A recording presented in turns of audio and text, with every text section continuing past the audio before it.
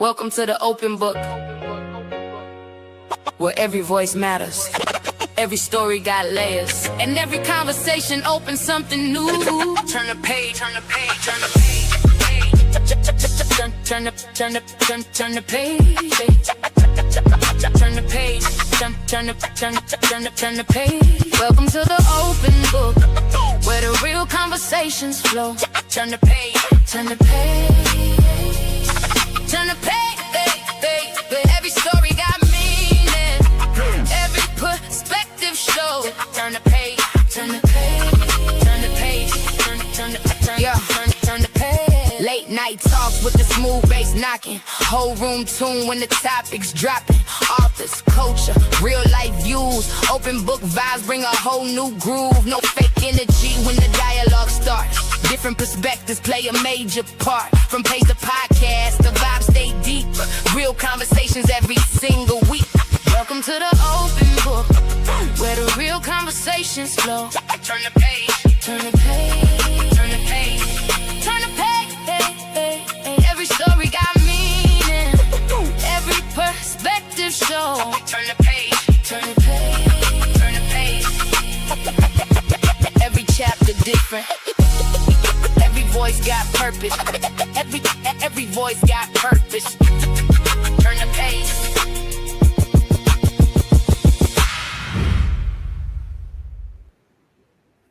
Good morning, good morning, good morning. Welcome to the open book. This is your host, Lakeisha. I hope everyone is having a terrific Thursday or a thankful Thursday, okay? I pray that everyone had a good night's rest last night. Your girl went to bed a little earlier last night, okay? So I feel a little bit more rested today, okay? Make sure y'all tap that like button. It is for free. Let everyone know that we are live, okay? We have a few things to get into on this Thursday morning. All right, let's see who we have in the building so far. Hey, Detective Sheila is in the building. Welcome, sis, and thank you for being first in the building. Hey, Detective Monica is in the building. Welcome. She said, good morning, OB and everyone. Happy Thankful Thursday, and same to you. Hey, Buttercup, welcome. Thank you for joining, sis. Hey, Mama Magazine. Hey, Queen. Thank you so much for tapping in today. And it's Mama 80s. Welcome. Thank you for joining this morning. I appreciate everyone coming on in. She said, greetings from Patterson, New Jersey. I'm here for it. Oh, thank you, Buttercup. And I really appreciate all of your support. You tap in whatever I'm covering, okay? And I love it. I love it. Thank you so much. Hey, Phenomenal Scorpio is in the building. Welcome.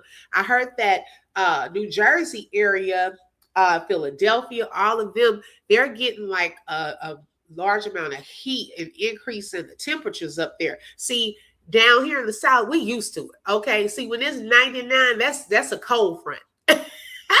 Okay. So this is our norm. So it's kind of cooler being in the 97, 98 range right now. It's a little cool. We call that cool. But some people not used to 100-degree temperatures and weather and so forth. So, hey, y'all stay cool out there. I told y'all, get y'all fans. Where them fans at?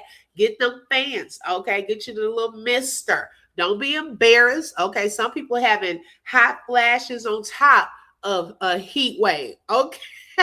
They feel like they in hell, okay? So don't be embarrassed, child. If you got to wear your arms out and now some people keep on a bare minimum of clothes, okay? Make sure, hey, you got the body for that. Don't be out here people talking about you and stuff because you're trying to stay cool, child. Okay. So we got to make sure we keep certain stuff covered up, especially when you have a particular age. Okay. Hey, I am at somebody. Good morning. She said, I'm listening and doing laundry on this good Thursday. You know, I started that last night, y'all. So I'm going to try to stick to my commitment. You know, today is an off day for me today. You know, we don't go back to Monday. I said, you know, I'm trying to plan out my days. Although I'm off, y'all, I still plan out my days for some reason. So I said, today is cleaning day. Okay.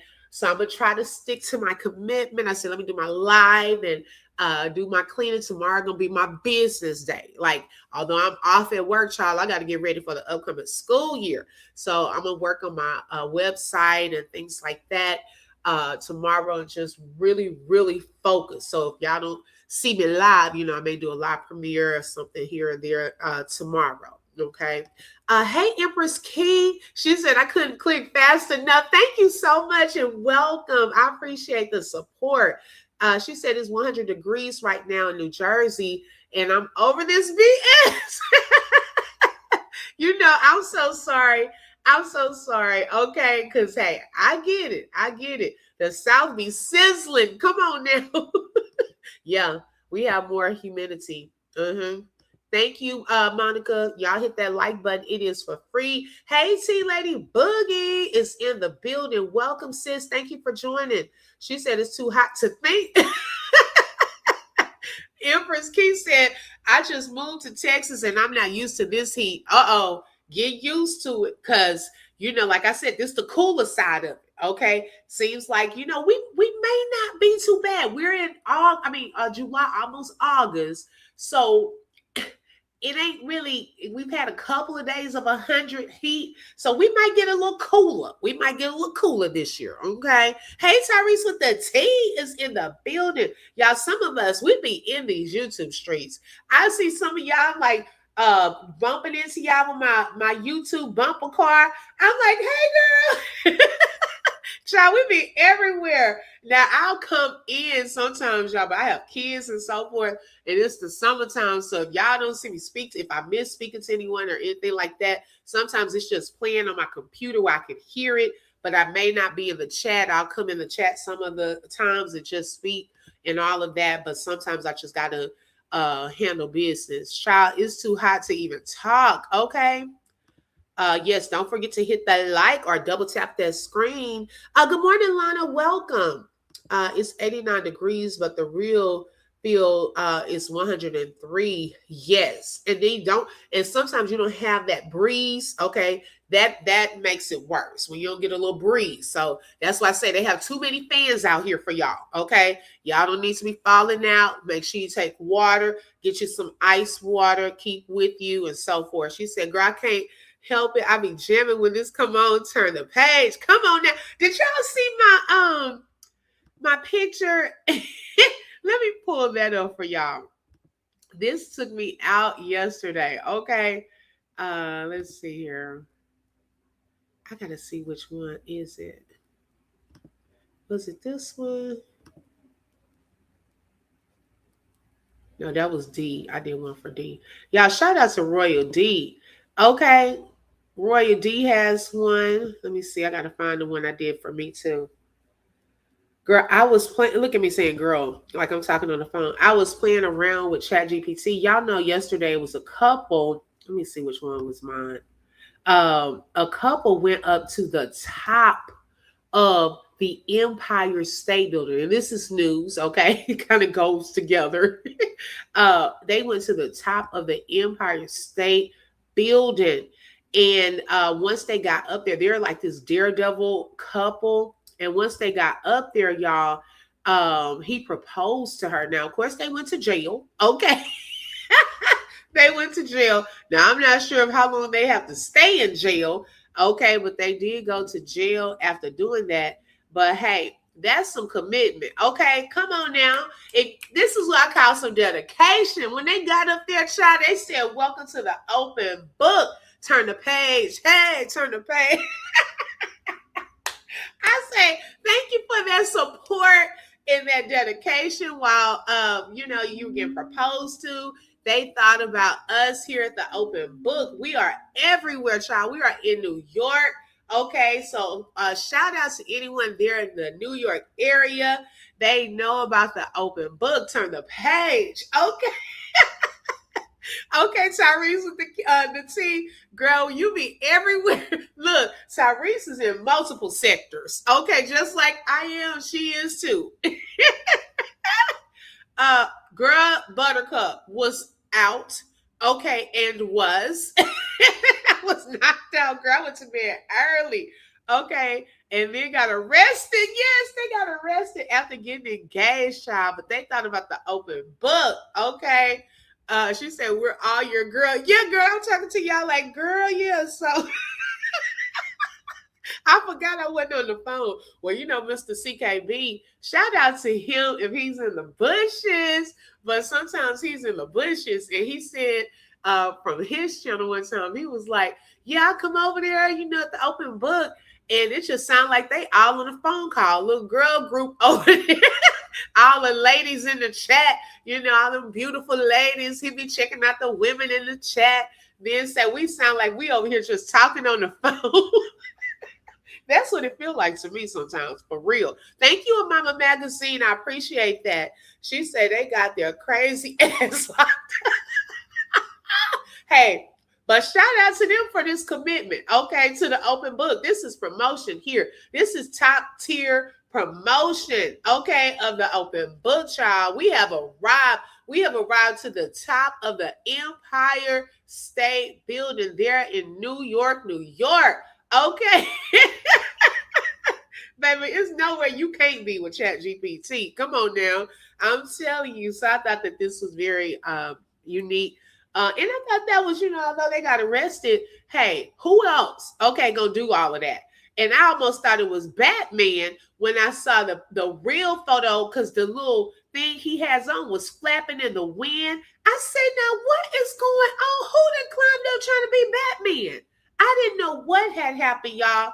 And so, I said, this is a real story.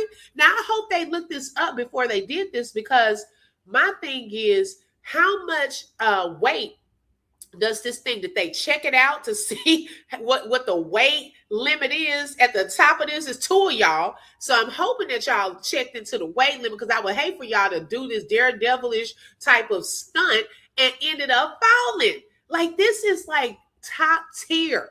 Okay, like I've never heard of anyone doing this, but you got to be careful when you're doing all this daredevil stuff.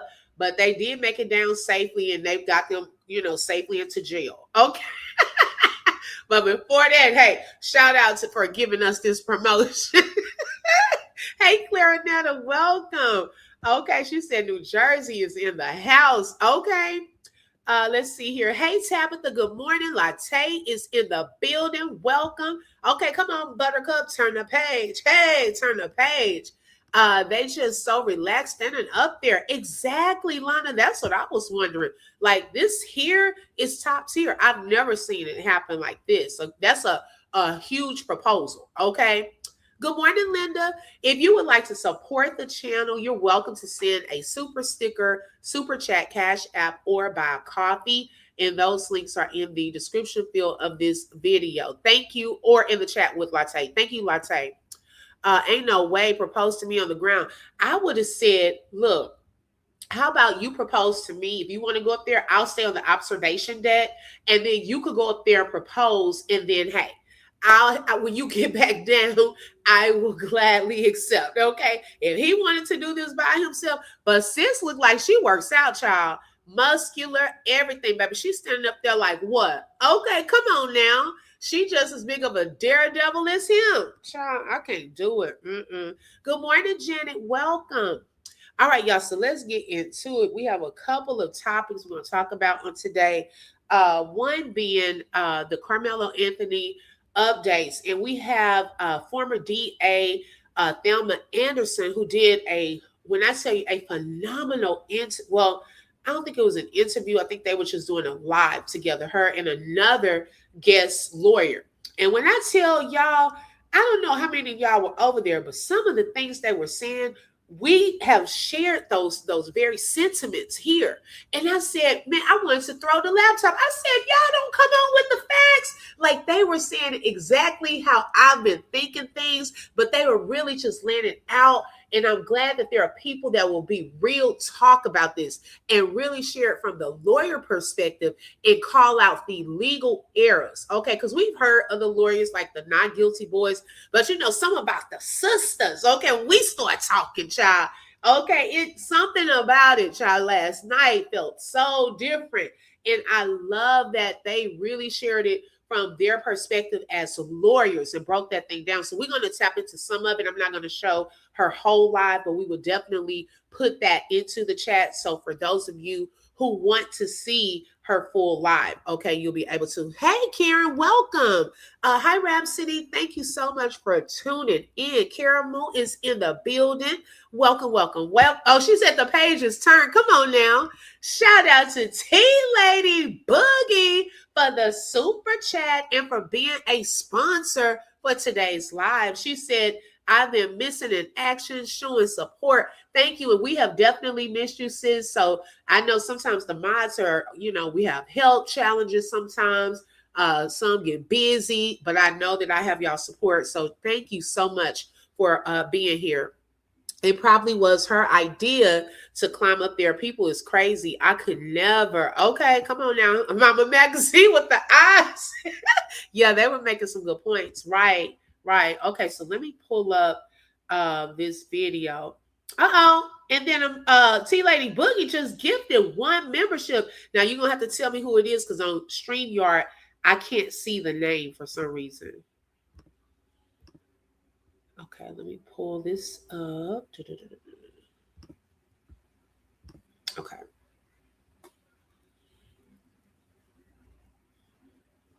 Okay, so her channel is the Public Opinion Court. And so we'll get that. Let me make sure I copy this link to the whole video. Okay. And okay, and the one on the left, for those of you who did not watch, is Thelma Anderson, and she was a former DA. She also has a book out called "Shut Up and Prosecute." Very beautiful ladies too. So she was the host of this live, and then to the right, she also has I forgot her name though. Y'all remember her name? Let me know. She's also a lawyer currently. Okay, so let's get into this. Not prepare for that because like the defense don't have to tell us a got thing. They can show up and kick our ass and we just like, oops. We like bobblehead.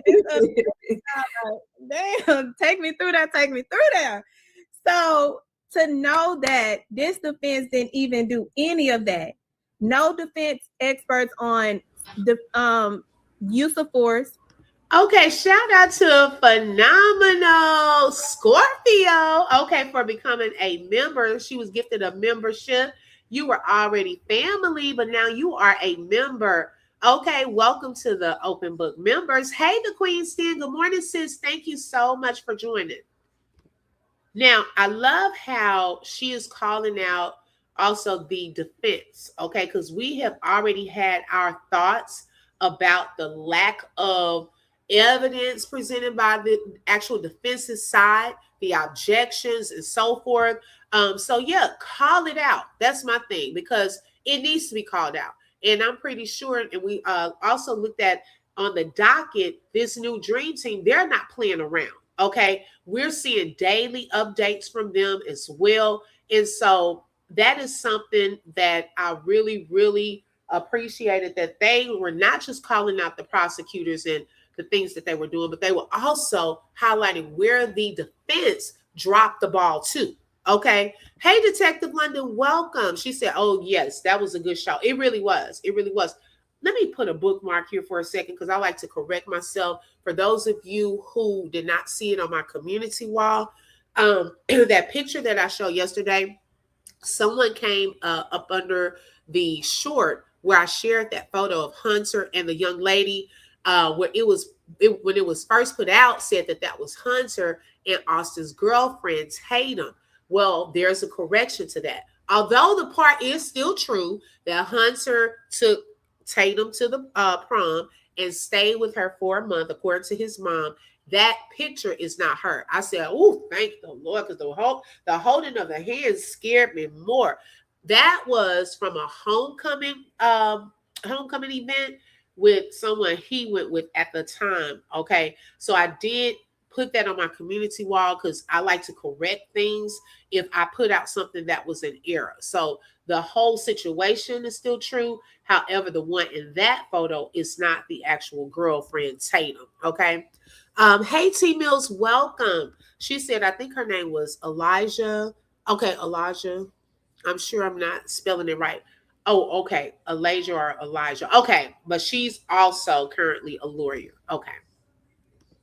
No experts on the sloppy work that the detectives did. No expert to refute that damn grainy ass video. Yes. Lord. No, they could have had an ME expert to talk about. There was a point where the ME stated that this was a defensive wound, which means that it's not intentional. And which means that Karmelo saying that I was just protecting myself. I know I'm not guilty. What are you doing? And what blows me even more is because I've been watching the Blaise Taylor trial from Tennessee, because my former mock trial coach, she was in there just taking them through that. And it doesn't matter what the results look like at the end, but you need to make sure that you have a defense that is going to put up something. She had a use of force expert. She had toxicology experts to refute the toxicology results. She had experts that refuted the ME's results, I mean the cause of death. She had a retired detective that came in to testify regarding detectives. Right, phenomenal Scorpio. That doesn't change. Okay. And also let me say this live is for educational and entertainment purposes only and is covered under the Fair Use Act. Information shared is alleged in our opinions as we react to various topics and people. Now, I'm glad that she is saying this about the experts also, okay? Because as we can tell with the defense, they never called in any experts, video experts. We're still waiting on the clear footage, okay? And I'm hoping that the dream team gets the full, like nothing edited, okay? Nothing edited. It should still be the same clear footage the whole time. And can we get a video that pans that whole side? Why is there not a video where you can see everything over there on the visitor side? Okay, each time they show something from the visitor side, have y'all noticed that it's chopped in the middle? Either they were showing Karmelo entering and it's chopped in the middle where it stops right on the right side of Liberty's tent.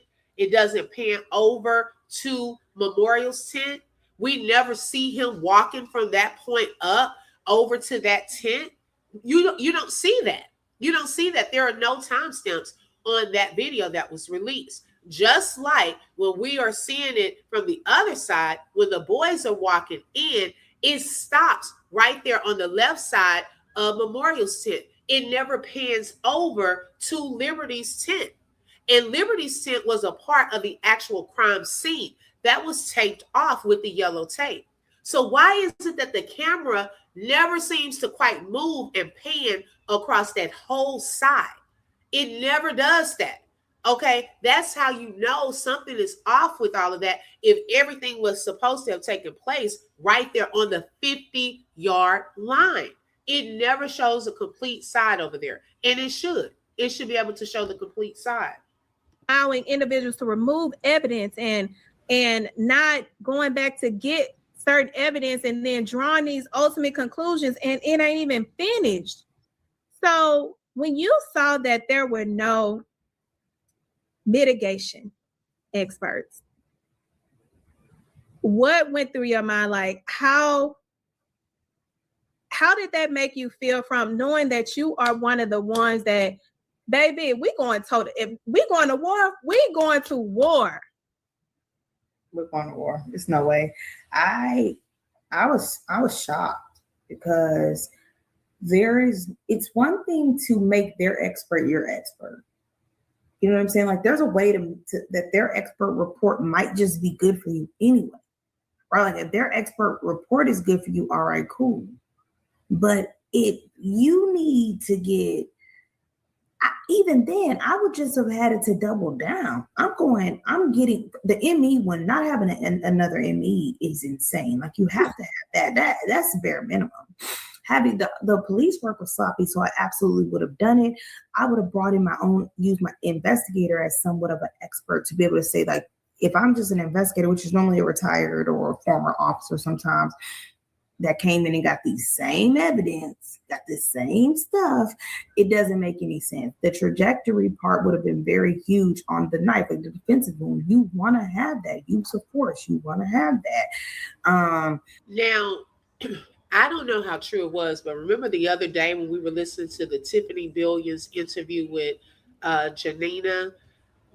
She brought up a private investigator. Now, I don't know if that was supposed to be a private investigator for her that she worked directly with allegedly or for the family, right? And I was wondering, well, why wasn't that private investigator called to the stand if there was a private investigator? That's something to think about because they could have had their own private investigator. This defense team was playing the prosecution side, in my opinion. Okay, their whole game play. They were just chess pieces, their child, in this whole big game of pretty much railroading Karmelo Anthony. Okay, this is why they allegedly didn't have all of the people that they needed, the experts, the cross-examining, because it's really obvious. Like, y'all, they pretty much did not even try to hide this. A lot of this is so obvious, as we've heard from even the not guilty boys, we've heard from these lawyers and attorneys. We've heard that they could have called more specialists, more experts, more witnesses, and they didn't. They didn't. So it's so obvious that something else was at play. And then to not even cross-examine the medical examiner. Now, the way that they needed to. Now, also, speaking of, the police report, I don't even think that police arrest record, that little report, had the full details in it and correct details. Okay. Because there are some things that we heard Karmelo say on body cam footage that were not put inside of that arrest report. I didn't see in the arrest report where he said, oh, I know I'm not guilty. Okay. I didn't see that in the arrest report, but we could hear that on the body cam footage. How come that wasn't put? Oh, is it because the officer kept on trying to shut him down and was like, oh, wait, hold on. Was that why? And he gonna pretend like he didn't hear that part? No, if you're gonna put it in there, put everything. You make sure you put, he said, oh, I'm not alleged, I did it. And now we're hearing that he could have possibly said didn't. But it's a lot of mumbling kind of after, not mumbling, but it's not so clear for me what he said right after that because it's so low. But they didn't put any of that part, okay, into the police report. So it's a lot of things that the defense could have called them out on, pull that up. Okay, why didn't they just pull that up? Like, did they not have in the courtroom a TV? You know how, like, when we're seeing these cases where the attorneys pull up the TV screen or a projector. Child, did they even have anything to project, to discuss, to go over for the jury? I don't even think anyone has mentioned that. Like, where's all of that stuff? Okay. Hey, authentic young lady, welcome. Monica said facts. They act like this was a game instead of someone's life. Exactly. I agree. Okay, at this point, it's like Karmelo versus everybody. That's what it seemed like. They are so corrupt. Hey, love and happiness. He said, I see how this goes. I'm not alleged. Right, exactly. And my thing is, he probably had already heard under that tent some stuff that was being said. But see, none of that stuff was even brought out. It wasn't even brought out by the defense. Okay, what are some things that Karmelo heard under the tent? What is something that he saw under the tent? Okay, none of that was brought out on the arrest report, but those things to try to highlight that Karmelo was pretty much confessing. Okay, they were trying to go there to make it look like he was confessing. Oh, let's show he was taking off running. And then I didn't even like how the officer was searching him so many times. You had already searched him once. It's almost like, look, are you trying to put something there at this point? He had his hands in handcuffs. How is some type of weapon about to magically appear when you already have him in handcuffs? I think he searched him like 3 times. 2 after being in handcuffs. Okay, so what is really going on? And then it's certain things he was saying. I felt like he was saying because the camera was on, the body worn camera was on, that officer was trying to say certain things. And I think that's why he was over talking Karmelo too. I just really feel like that as well. He didn't want too much to be heard by Karmelo. Okay, that's why he was like, oh, okay, hold on, saying that little stuff like he's so into the other stuff going on. Let's see. He also said, I was just protecting myself. Yeah, they didn't put that in the arrest report. Okay, so those are things that should have been brought out by the defense, in my opinion, too. So to have none, and they had a stack of them, that's not acceptable. Like, you have to go not every time you have to match expert with expert, because sometimes the expert reports actually are just in your favor. Like, you don't even need to waste time. Exactly. But in this case, we really didn't have a choice, because let's look at it. What got me the entire time was, why are we not talking about trajectory and what it would look like to be in combat in a bleachers that are tilted? Like, say it. It's raining, super, like scene reenactment. They didn't even have any of that. That was like kind of mind-blowing to me, because I was like, this is not your average, I'm on the street, we don't know, was he elevated? It was a lot. Like, I would have absolutely had that. I think that was didn't make any sense why you would go through that. I thought the trial was going to last 2 weeks for sure. Thank I you. thought they were going to have experts that were going to come in and say this, this, and this, especially if you are not going to have any true eyewitness experts that are going to dismantle this entire idea. Right. And then even if let's just say you didn't have it, the people that were so called in the stand, why didn't you make them act it out? Girl, you can actually we would have okay. You could take them there. You could have said, I want to go to the state. I want them to be able to tell me, show the jury what that looks like. Ooh, I told y'all these ladies were bringing it last night. Okay. Hey, Brittany. Hi, Miss Mabel. This trial was supposed to last between 2 to 4 weeks originally. Okay. So when the defense cut it off so quickly after calling 2 witnesses, everyone probably did a like gasp. Okay. She's so calm with breaking it down. Yes. Okay. I bet she's a fire attorney. That is so true. Oh my gosh. They could have done a demonstration. And then I was looking at another video, and I think one of the people under the comments said, I don't know, was it nothing but the truth? But I think she may have even said it. They could have brought in to give the jury a visual of the size comparison. Okay, they could have brought in a cutout of Austin, if a life-size cutout of how tall he was, how big he was. If they were not going to, of course, they can't have Austin there if they weren't going to bring in Hunter. Okay, they could have had a like really give them a visual of what it looked like. See, I'm a visual learner. You could sit there and talk to me all day, and now I'll listen. I create my own picture in my head. But when you are a teacher that does visuals or demonstrations, I learn way better at a faster rate with visual. I'm a visual. Some people are auditory, where you could talk to them all day. They don't need you to show them nothing, baby. They taking it all in. Some jury members, you have to keep in mind, there's a variety of learning styles there on a jury. Some people are auditory, some are kinesthetic, some are visual. So you have to make it plain for your learner. So as an attorney, you also have to be a teacher. Okay, come on now. You want to make that thing plain for the jury because they weren't there. So if they're telling them something, well, what about the visual learners? You lost them. You already got the teenagers on the stand allegedly coming up with stories, okay, doing some aggravated perjury, all of that. Okay, so why not say, oh, okay, since you want to say this, can you show me? Come on now, stand up and show me what that looks like. Can we do a demonstration? A couple of y'all witnesses. Where were you sitting? Okay, where were you sitting? Like, really make it clear. Okay, make it plain for the jury. So that was a very, very good point that she brought up.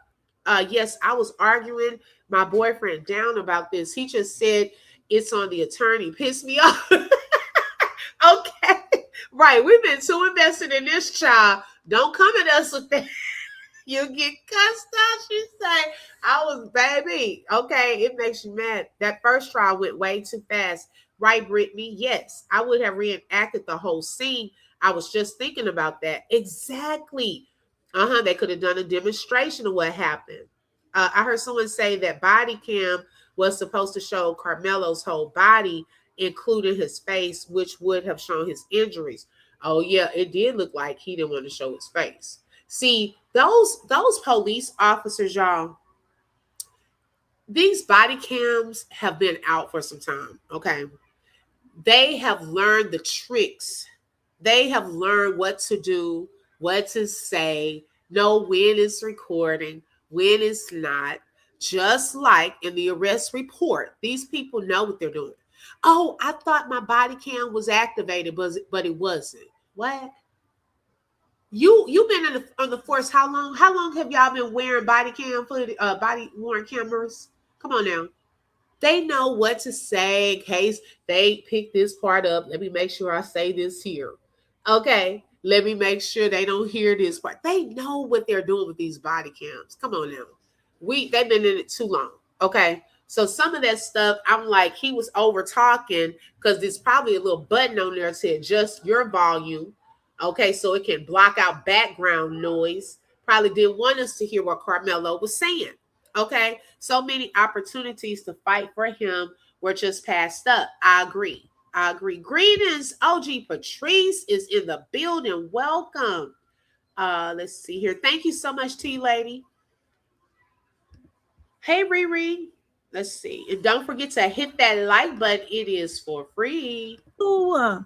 I just didn't understand. We would have went on a field trip. I just didn't understand why this was even happening. Like they did nothing on the defense side, but really the lack of experts and the lack of effort with the experts you had, or with the evidence you had, the movement that you have with this scene, they could have really, really used that. They could have used that scene. I'd have been there. We'd have had to take them there because I'm not believing anything you say until you show me.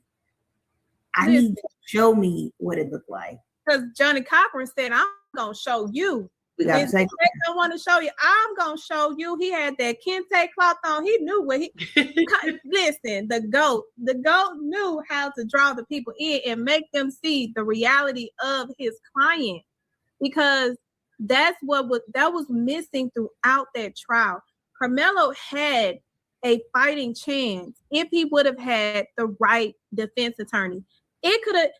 The narrative of Black attorneys that were not available is a goddamn lie. I feel like I had put it out there offer for free. I'd have took the case for pro bono. That's how crazy it makes no sense. I would have been at Saints. So we would have been in our market. There are certain cases because you see the writing on the wall. I would have took it pro bono. Because it's not an expensive case. First of all, what's the name? Freezy. The fact that he was able to do all that in the video. Yeah, Freezy has solved several issues, evidentiary issues, procedural issues, constitutional issues, freaking federal rules of evidence issues. Freezy has literally put on more than enough supporting evidence in his breakdowns that this case should have never. This case should have never been indicted. We can start and stop there, but it was because of the county, and we're talking about Ken Paxton. We're talking about right, and I agree with that. Remember, we were talking about that. I think last week when I said, like, who was the grand jury that decided that based on the evidence that was presented, decided to indict Karmelo? Because based off of the evidence that they put out here, nothing shows first-degree murder. Okay, how did they even see anything on the video? Was that video used for the grand jury? Did they even have a grand jury? At this point, I'm questioning everything. Okay. I know the grand jury part is supposed to be secret, but y'all, did they even go through that step? We didn't even talk about who were on the grand jury. Did they have any blacks? Okay. Did they have any blacks on the grand jury? Since we didn't get any on this jury, were there any blacks on the grand jury? Because they decide whether to move forward with this trial. What evidence did they see? Because, child, all the evidence we're seeing, bootleg. Okay, we got a bootleg video. We got bootleg photos showing it looks like two different tools. Okay, bootleg arrest report, bootleg witnesses, their testimony. Did it come out like that behind the scenes? Did they ever meet with grand jury behind the scenes and run through what happened? Because that was a whole catastrophe on the stand during the actual trial. Did they ever call any of them in and talk to those teens? Or was this the first time? Because it seemed like y'all should have already had y'all thoughts and things together. No one should have to coach you over on anything. Was this the first time you talked to somebody about this? Okay, so no one should have had to coach. You should have had everything you were going to say already out there. Okay, London said this case is so overwhelming. I can't imagine how the parents are feeling. I'm proud of how Karmelo handled himself during the arrest. His parents taught him well. Exactly. See, no one talks about that. No one talks about how respectful Karmelo was in the midst of being arrested, in the midst of being scared and feared for his life. Okay, come on now. He's running to the coaches to get some help. And even the coaches said he was crying. No one talks about that. He gathered himself. He's having to face the music. He didn't take off running away. No, he stood there and took accountability. Unlike some other people that were there in the midst of things and they leave themselves out of the equation like they're a ghost, like they weren't there. Okay. He took accountability. It was yes, ma'am. It was no, sir. Yes, sir. No, sir. His parents taught him well. He demonstrated respect. Now that was captured on the body cam footage. Okay, but we don't talk about those things. We don't talk about those things. Illusion that's going on in this case. We're talking about conflict of interest. I've never seen so much conflict of interest happening in a case than I've seen now. From that alone, I would not have, as a defense attorney, Toby Shook, if this is your former partner, y'all office together. Now, in some situations that some people can separate, and I said this, I'm like, listen, people have friendships outside of the courtroom. Some people are best friends, but it takes a special group of individuals to understand we get in that court. It's war. I don't know. I don't see you. Copy what? Copy, go get your own copy. My loyalty is not to you. So from that standpoint, it thrills my soul to know that and to see that happening during that is so true. You have to be a special type of lawyer to be on the other side of your friend. Okay, y'all got to be on the other side. Now it's almost like y'all on opposite sides of the courtroom. So that means that I cannot compromise the integrity of the case to go along with something you may have wanted me to go along with, or I'm gonna be a little easier because that's my friend over there. No. And were they able to do that is the question. If not, you should not have been on the team. You should not have been on the team. That's why, in my opinion, they put Mike Howard out front in the beginning, because it would have definitely looked suspicious if Toby Shook took on the forefront. Okay, because to me, I think he would have been the more powerful attorney, okay, if they were doing this on a different type of case, and they would have put him out front. But y'all put Mike Howard out front because, we didn't want to make it look like, because we know how Toby and Worski are close. But were y'all able to separate that and go, like she said, at war? during this case, a very critical trial, is giving no. It's giving y'all did. Like y'all barely challenged anything from the prosecutor side. Okay, hey Tranisa, hey Stacy, welcome ladies. So I agree. The trial, I saw a brotherhood still in existence, even more so when the verdict came out and the judge is talking about nobody making any sounds or moves, and the family is literally like having to silently battle the emotion, and Toby Shook sitting right there talking about some.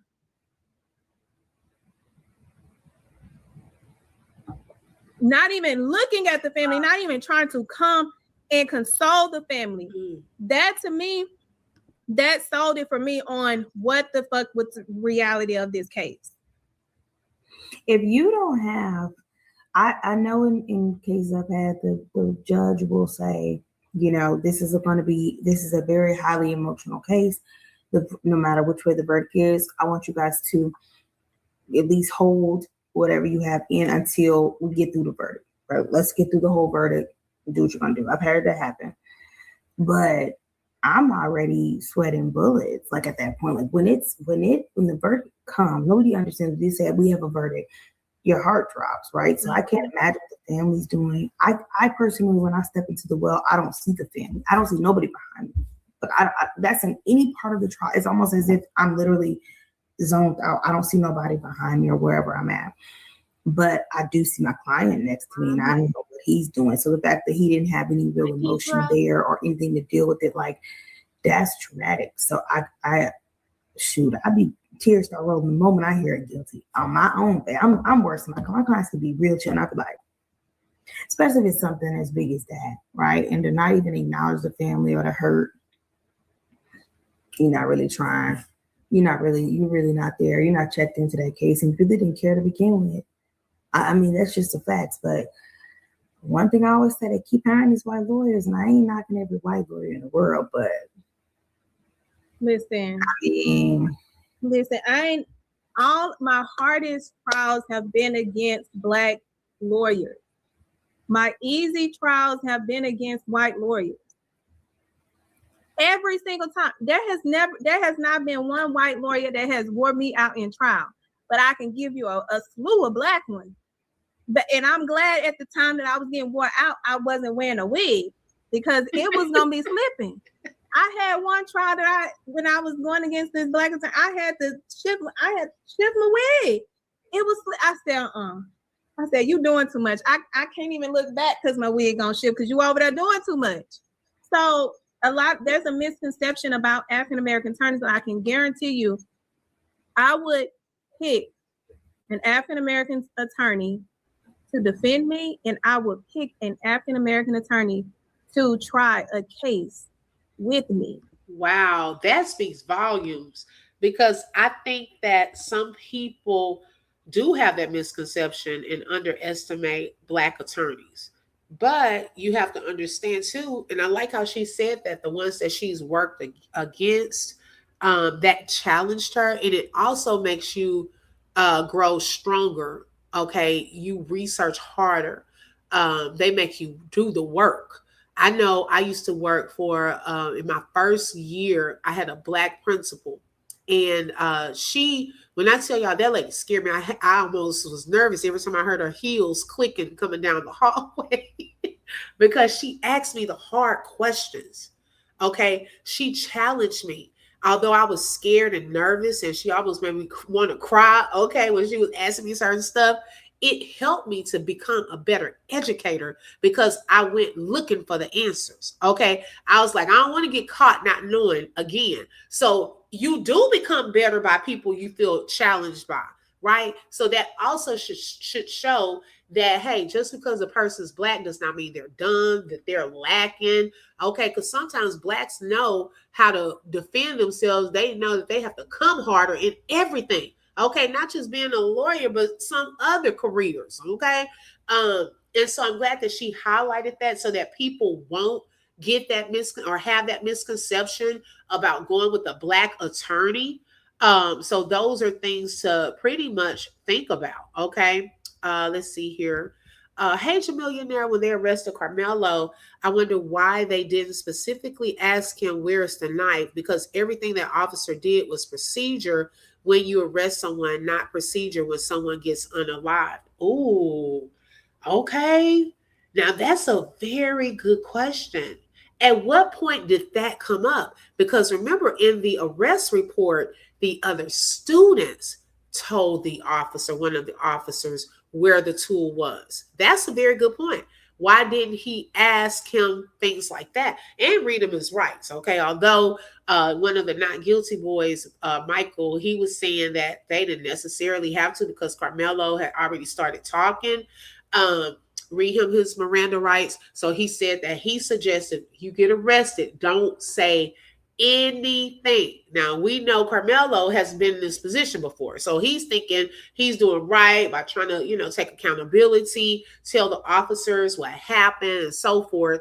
So he didn't know. He didn't know. He would know now, after the fact, but he didn't know at that time. But that's a very good point. That's a very good point. Right? We have always had to go stronger and harder. Yes, I definitely feel that. So I'm glad that she highlighted that part, and that it does make you, when you are challenged, it does make you a better person in that field, because now you go looking for the answers and you're more well prepared the next time. Okay. And the family, I know his dad stated that. He said he wished that sometimes he would have gone rogue because they were stopping them from talking to certain people. And the not guilty boys, during that interview the other night, they said that they felt like they were some of the people that they were talking about, that others were telling them not to talk to them. Okay. So, hey, I don't know. I don't know. People were telling them to go with the white attorney. Well, that didn't work in their favor this time. Okay. And I don't know, Lana. I'm hearing it was a replica of it because the guy said he didn't want to get DNA on it. But this is the trial. You should have had all that looked into, DNA. You should have a forensics expert in here. You should have the real thing. Is it because y'all had two different? I don't know. That's a very good question. I really don't know. Chain and custody was not done correctly, so the knife can be thrown out. And who exactly did the knife belong to?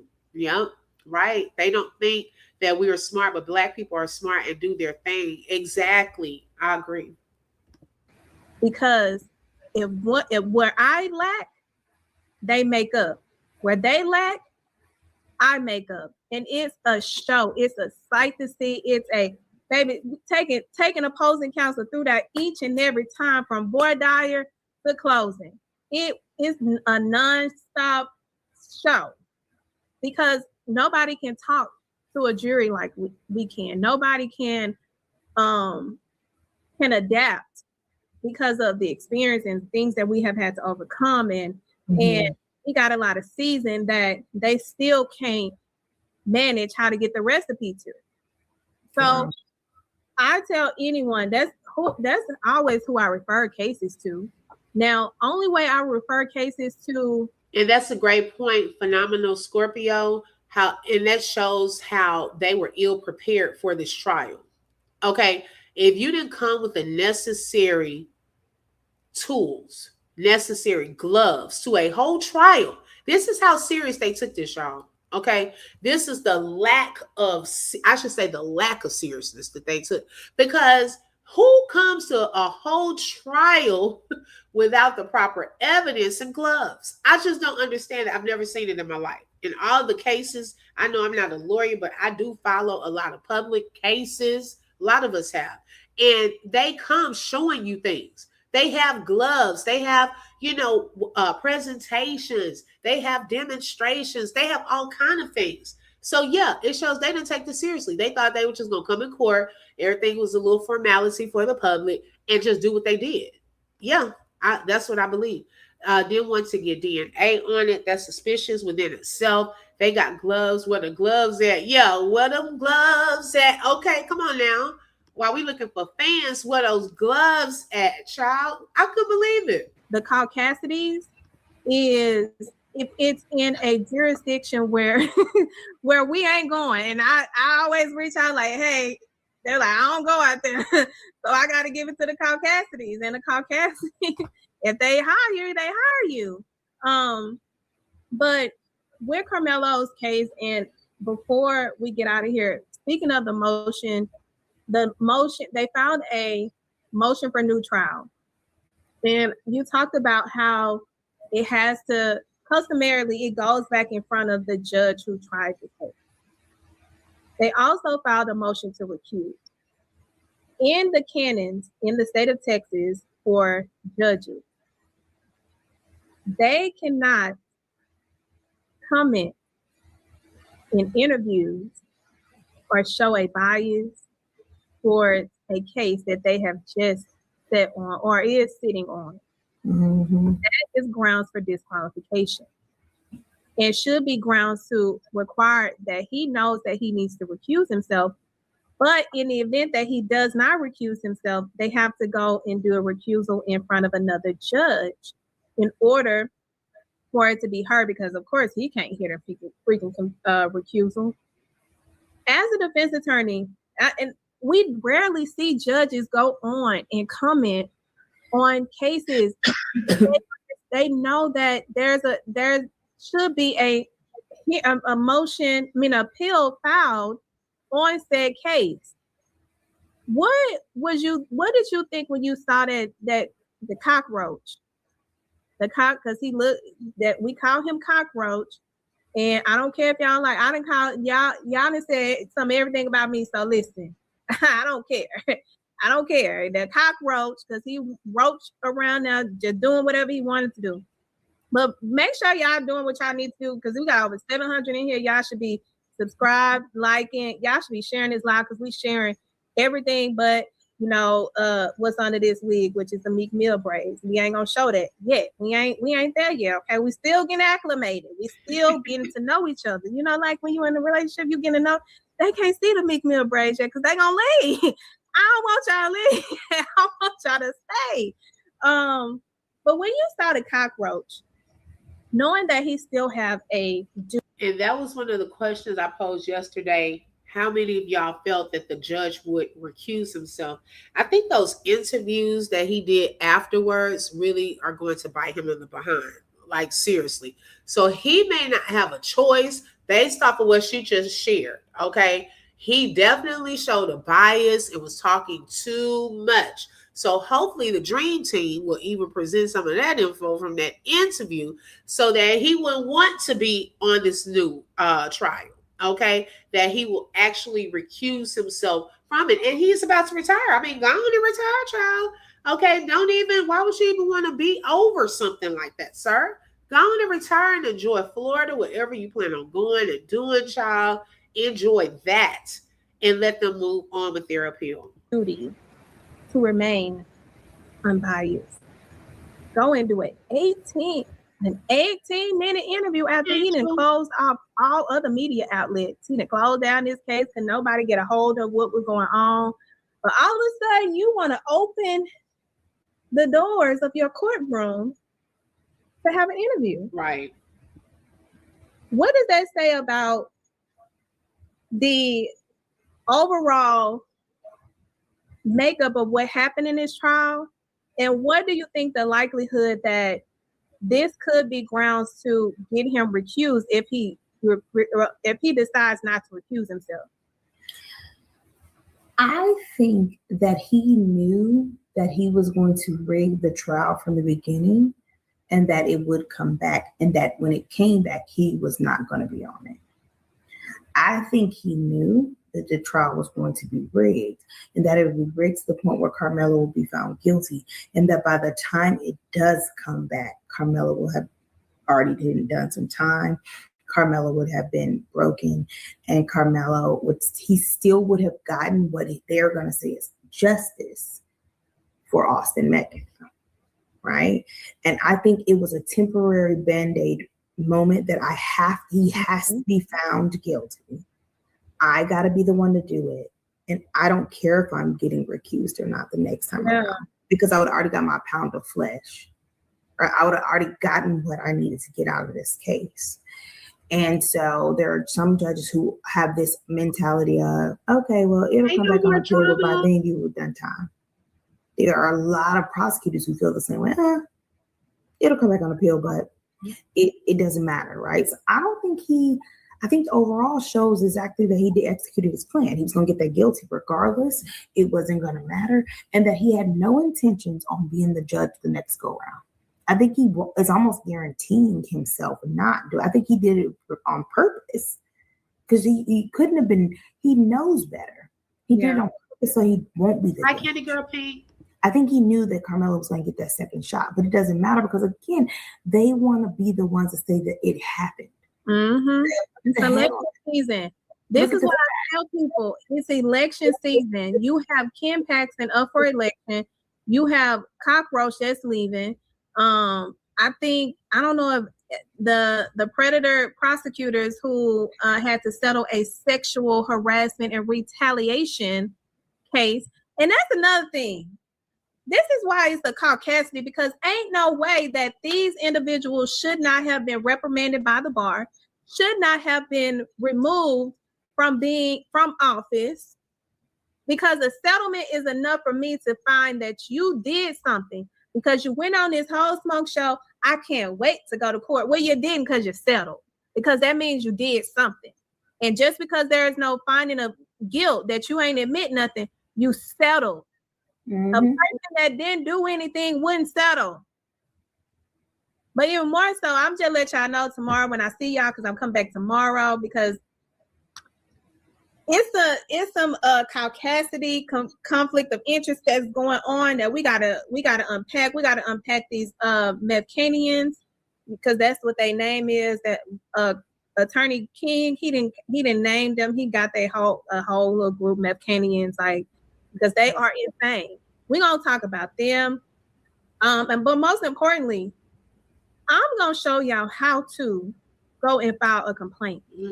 Because just like we be out here filing them mass complaints on these nurses when they do something, I'm gonna show you how to file the same mass complaint on Bill Worski, Dewey Mitchell, who was the second chair, who left the Dallas DA's office because his homeboy was up there screwing the prosecutors and he didn't want to get fired for, that.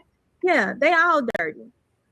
Greg Willis, we gonna get because somebody needs to report them on that settlement, because it's only a 7-year statute of limitation on situations like that.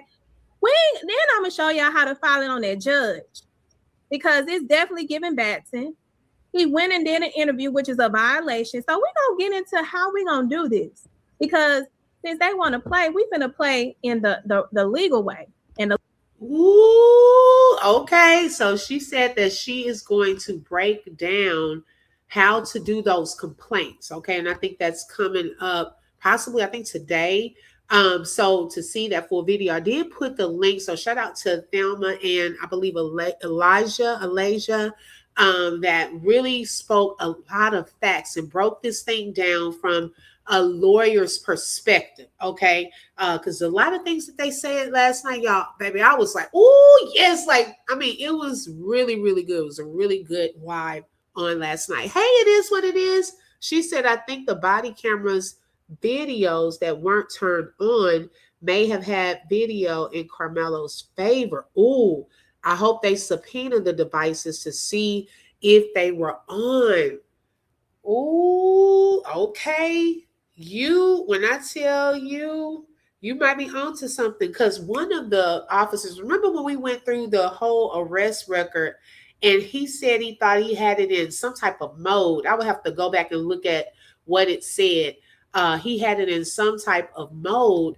And I was like, what do you mean? Why was it in that mode? And he thought that it was recording, but it wasn't recording. I think he was at the hospital when that happened. So yeah, it's a lot of fishy stuff going on with the body cams. Oh, and see, Jeff Metcalf, remember during his recent interview with one of the news stations, and he said that that there's still body cam footage out there that has not been played. Y'all remember that? He said that out of his own mouth. He said there's more body cam footage. Well, why wasn't all of it submitted as evidence? See, them out here talking is revealing a lot of things. Even with Megan, when she was on TikTok talking about how Hunter was trying to get into the courtroom, but they kept trying to make him not come in.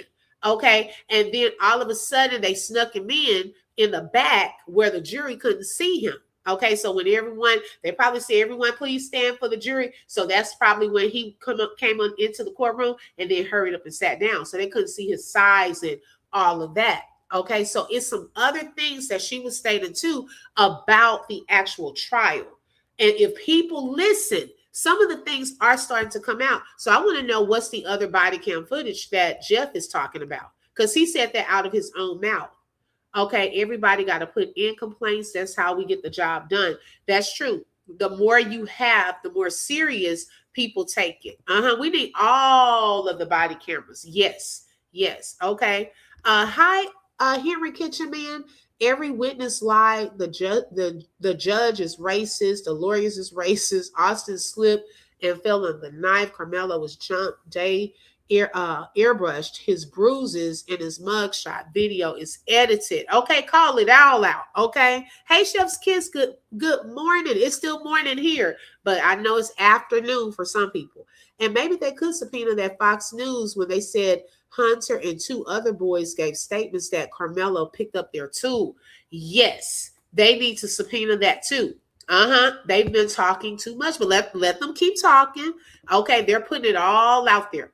They have to subpoena the body cam for sure. And if they can't get it, the police officer can pretty much get into huge trouble because body cam is supposed to be on at all times. Right. See, one of them, he tried to cover and say that it was in some type of mode. I forgot the name of the mode he thought it was in. And then he noticed that it had recorded. So I guess he didn't want to say his was off. So he said it was put into another type of mode. Okay. The Metcalfs talk too much. They are making it easy for Karmelo's case. Right. They need to subpoena police body cam and those kids' phones, including Austin's girlfriend. See if there was any conversation. Okay. The only time body cam is supposed to be off is if you're heading home from work, you're off duty, or off the clock. Yes. So why wasn't it recorded? Exactly. I bet the body cam shows Karmelo saying, I was defending myself. I didn't do it. And they didn't even put that part in the arrest record. Okay. That little report. They didn't put where he said, oh, I was just defending myself. I know I'm not guilty. They didn't put that part in there. So see how things are not consistent? We could hear that clearly on the body cam. Even if when he's sitting down and he's mumbling and he said, I know how this works. I'm not alleged. I did. It sounded like he said he did it or didn't. But what's after that is still low. I can't make out what he said. Now someone else may can, but I couldn't hear what he said right after that. That would be something good to have, because what is he saying he didn't do or did do? Or some people still think it's did. What is after that? Because that gives context to a lot of this. Okay. They got to see Hunter's size. But after everything was already said and done, because remember, he wanted Karmelo to look him in his eyes. Yes, he eventually did go in there during the victim impact statements. They were trying to keep him out until after the sentencing part. They didn't want, because remember his mom was like, yeah, because they were just saying they didn't want, that to influence or something with the jury. Well, why would that influence the jury? He's not on trial. Okay. Y'all knew what y'all were doing. The coach too, to see if he told those bullies to come, even though they were suspended. Right. Well, they had those text messages where he was asking them pretty much, Austin to kind of be a good leader, like pretty much sit down and do the right thing. Okay, be a leader, show them how it's done. He didn't say come and be security patrol over the tent. Okay, they were taking it to another level. So that wasn't shown in those text messages. Yep, you can hear him saying he was defending himself. Yes, the coach got in Karmelo's head when he told Karmelo how serious it was. That's what broke Karmelo, and he started breaking and explaining himself. Yes, and then for the simple fact that they even have that he said, I I told him that this may change your life. Like, that's almost scaring him too. Like, oh, if he doesn't make it, this is going to change your life and all of that stuff. He probably did get really scared. I know I would have. Well, now when Hunter is in cuffs, I hope he looks Carmelo in the eyes once he sees Carmelo walks free. Come on now, Candy Girl Pink. Okay. So, so we will continue to be on the lookout for those that want to file any complaints. Also, if y'all didn't see on the community wall that I posted Carmelo's information, like if you're trying to send money to with the JPay, or if you wanted to mail him like a letter or a gift, his address information is on there. And just over the course of this week, and look, what better way? Independence Week, okay, because we are praying for his freedom as well, to send out those letters, support into him, encourage him while he's waiting on what's going to happen with this appeal. Does anybody else feel like this case is giving the scene out of the movie Life? Eddie and Martin got the book thrown at them for poking they didn't commit. That is exactly how it should be going for us. Oh, now I've seen it being compared to A Time to Kill, and then now that you're saying that, Life, yeah, now that's true. That's true. Oh, and they had to go through all kind of stuff and finally got out. They had to come up with a whole plan. They were old. Yeah, that happened. Hey, Miss Lee. She said, I'm blessed knowing that the Metcalf family will pay Carmelo Anthony family all that GoSend money they stole. It's raining out here for Essence Weekend. Oh, okay, so this is Essence Weekend. That's right. I forgot about that. Hey, Nurse M, welcome. I forgot about that. That is this weekend, the Essence Festival. Yeah, the tables can definitely turn, y'all. Okay, the very ones who are laughing can be the very ones that'll be crying later. We've seen it happen. So let people talk. Let people think they got the upper hand, that they won. Let them get comfortable so that they can continue to talk out. Let all of that happen. Let all of that happen, because the more they talk, the more info we're actually getting. And hopefully the Dream Team, they are listening to some of these lives and things of that sort. Hey, they'll see that this family is now speaking out and sharing some things that they probably shouldn't be sharing. But hey, nevertheless, we listening, okay? I don't think you should put too much money on his books, because them people in jail are savages, and that can make him a great target. Oh, a target. Maybe Cashapp it to his parents, and they can send it to him when needed. You know what? I was thinking about that too. But have they shared like their Cashapp? Because Cashapp too, you have to be careful of too. If you start sending too much money to Cashapp, then that can be an alert. Get that locked down. So I don't know if the family has put out an official way to send them money. I wish they would do like a fund at a bank where people that, a bank that's generally all over, where people could just make a deposit to that fund account, and then as needed, they can take money out and send it, like you're saying, to Carmelo. Yeah, laugh now, cry later, telling on themselves. Okay, I'm opening the whole book on that dirty judge, DA, lawyer, and jury just to rewrite their end, hell, or repent, demons. Okay, the parents haven't shared any information. Yeah. Now, y'all, speaking of parents, oh my gosh. Now, I shared this with the members on yesterday, but I came across it on Facebook. It's public information. I was scrolling. I'm not going to get too deep into it because I don't really even know the full facts. Just sharing it so that y'all can pray, okay? But it looks as though the S. Fields lady has a court case, a lawsuit against Carmelo's dad, Drew Anthony. And I believe it's for some type of defamation. I don't know the full details of the whole lawsuit, but he tried to appeal the lawsuit. On yesterday, she shared that the appeal was not approved. It was denied. And so now they have to move forward with the trial. Okay. So not only are they trying to get Carmelo Anthony's trial appealed, but now they're about to go into a whole court case with his father.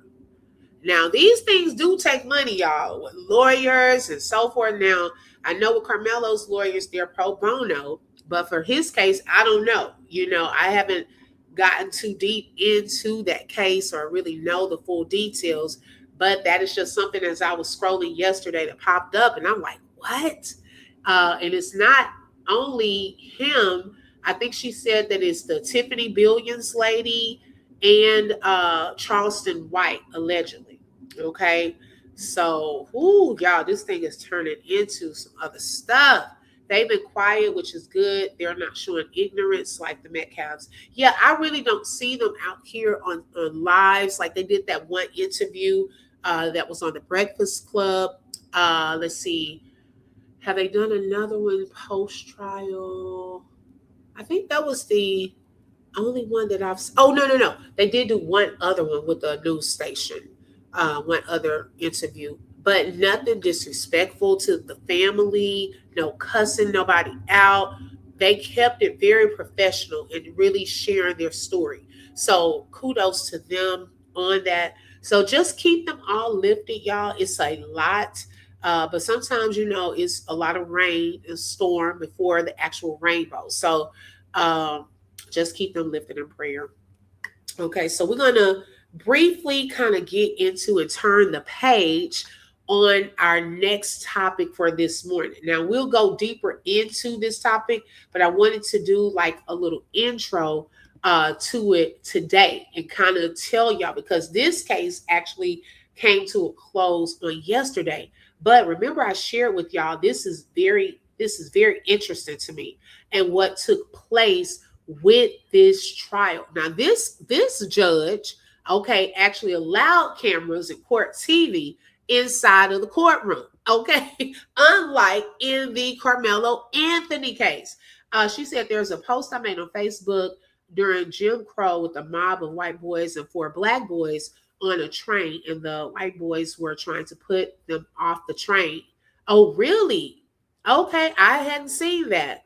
Wow. So that can happen. I'm going to have to look into that, Janet. Okay. Now, here on the screen is Blaise Taylor on the left and Jade Benning. Now, y'all may have heard about this because it's been all over. Okay. Now, Blaise Taylor was accused of poisoning his pregnant girlfriend, Jade Benning, leading to her and her unborn child's death. Okay. Now, prosecutors had alleged that Blaise had spiked Jade's drink to prevent her from having their child, while his defense claimed it was an accidental overdose. Oh my gosh. So the trial began last month. Okay. All of this was going on, y'all, around the same time with Carmelo's trial. Then you had Blaise's trial going on as well. Now, in February 2023, Jade Benning was hospitalized in critical condition after her boyfriend, Blaise Taylor, called police to report that she was having an allergic reaction. Now, both Jade and her 5-month-old unborn child died days later. Now, what appeared to be like a tragic loss at first turned into a criminal case when Blaise, a former college football player for Arkansas State, was charged with 2 counts of first-degree murder in their deaths. The Metropolitan Nashville Police Department said that he allegedly had poisoned Benning without her knowledge. Now, he had pled not guilty, okay? The prosecutors had argued that he spiked her drink with cocaine during a date night because he didn't want her to have the child, while the defense claimed that her death was the result of an overdose caused by her own drug use. So now, not only did she get poisoned, but now this is some victim blaming, okay, over here on the other side, saying that no, she wasn't drugged, she took it and she overdosed on it. So the prosecutors had to prove that this was not an accidental just overdose, that this was intentional. Now, I don't know if you all have heard of Chronicle Speak. Shout out to that queen. She does a phenomenal job. I wanted to share a snippet of her intro. Like, she had a video, and she does a great intro to this case and kind of catches up to speed on some things. So let me share this. Make sure y'all hit that like button. Okay, so everyone will know that we are live. It is for free. Only for one person to end up fighting for their life just hours later. That's exactly what prosecutors say happened inside a Nashville apartment on February 25th, 2023. They allege that what appeared to be an ordinary evening between two people expecting a child together was actually something far more sinister. According to the state of Tennessee, a 25-year-old pregnant woman unknowingly consumed a fatal amount of cocaine hidden inside her drink. The defense says that this was simply not true. They argued that there's no eyewitnesses, no confession, no direct evidence that Blaise Taylor poisoned anyone. I don't know, we got cookies and pasta. I don't know what she's done, if she's done anything today or anything, but everything was fine, and then I don't know what's happening. She got out of mouth and she's shaking. Instead, they say investigators took a tragedy and turned it into a... And you know what, y'all? When that day I was watching it on Court TV, y'all, the entire time they played his 911 call. For one, we're going to listen to that. We may not get to that part today. But y'all, he looked down like he was writing something. You could tell he was guilty. He didn't even look up. Even when they said the verdict, he didn't show any remorse. He wasn't crying or nothing. Like, sir, you are not looking down at that paper. You knew you were lying on that 911 call. And I do agree. Candy Girl Pink said, if you don't want to be with somebody, just walk away from the relationship. Why go delete 2 lives? Okay. Some people are just dumb. They would rather have a criminal record for deleting 2 lives. Okay. Come on now. Riri said, now, why would a pregnant woman be using while a precious life is growing inside of her? He needs to get, best believe it came at him. Okay. It came at him. Guilty. That's why his head was down. Exactly, Monica. I was looking at that part during the actual trial, and I said, oh, yeah, he did. He did it. Murder case built almost entirely on assumptions. Now, 12 jurors have been asked to decide one question. Was Jade Benning poisoned, or has the state failed to prove who, if anyone, caused her death? Today, we're going to walk through everything the jury has heard so far. Not internet rumors, not social media opinions, but the actual testimony that's been presented inside the courtroom. Let's get into it. But before we get into all of that, if you haven't already, please make sure you subscribe to this channel and hit the bell for notifications so you don't miss out on any news regarding this story and so many others. Now let's get back into it. Now, before his name appeared in murder headlines, Blaise Taylor was building a career in football. Taylor grew up around the game. His father, Trooper Taylor, had spent decades coaching at the college level, and football was a major part of Blaise's life from an early age. He eventually attended Arkansas State University, where he played defensive back and also returned punts for the Red Wolves. By all accounts, he was respected by teammates and even served as a team captain before earning both his bachelor's degree and an MBA in less than 4 years. Rather than pursuing a long playing career, Taylor moved into football operations and scouting. He worked for the Tennessee Titans organization as a scouting assistant before later becoming a pro scout. After leaving the Titans, he accepted a position at Utah State University as a senior defensive analyst. To many people, Blaise Taylor looked like someone whose career was only beginning. It's illegal to drive without car insurance in almost every US state, but there's one thing you could try pretty much any time if you want to save money. So I found this website, and look at the difference. $159 a month. I thought this was the young, educated. Now, and I agree with you. Candy Girl Pink said, one thing with me, if you don't love me at all, I would not force you to stay. You're just a liability and a burden. All men come for money and the cookie. Once the word pregnant comes out, they want out. And Candy Girl Pink is good that you said that, because even some ex-girlfriends spoke out, and he did not want to have a baby. Now, why not use protection? That's number one. Okay, come on now. Why not use protection if you're gonna be sleeping around with all of these women and you don't want a baby? Him and her had 2 abortions. Okay, and we'll listen to some of her testimony probably on another live as well. I'm just trying to set the groundwork on this one, an intro into it. Then he tried to get her to get an abortion pill so that he could give it to Jade. So you were already trying to set into motion, okay, to have her baby unalived. He was already trying to do that part. So he had abortions with her.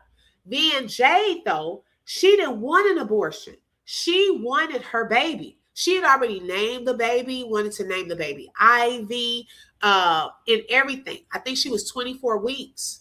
So she had already made preparations for the nursery, all of that. He didn't like that, though.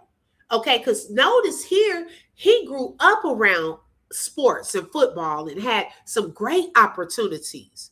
Okay, so it's not like he came from a bad background, they were poor, all of that. No, he grew up around this. He was probably one of those too that's used to getting his way too. Okay, he's probably one of those types.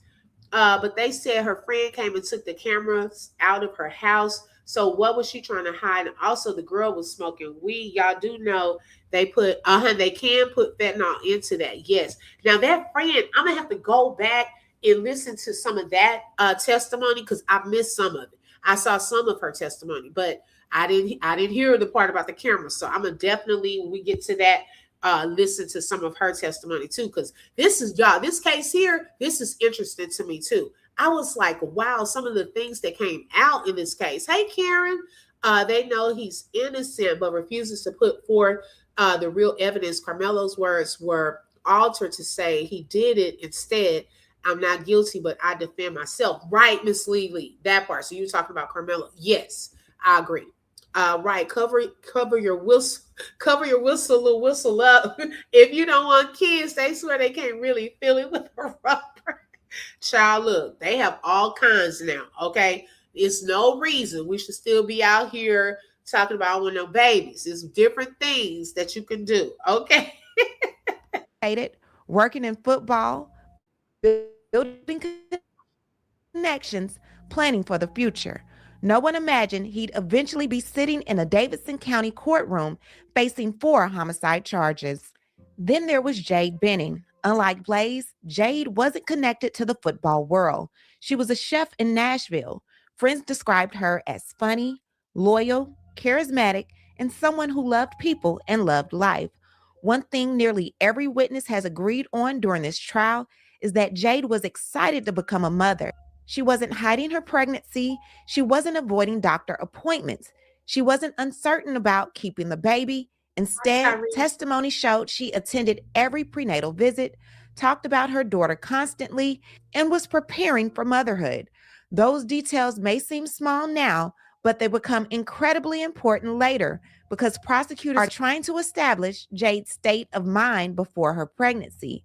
According to testimony during opening statements, Blaise and Jade first connected through the dating app Hinge in early 2022.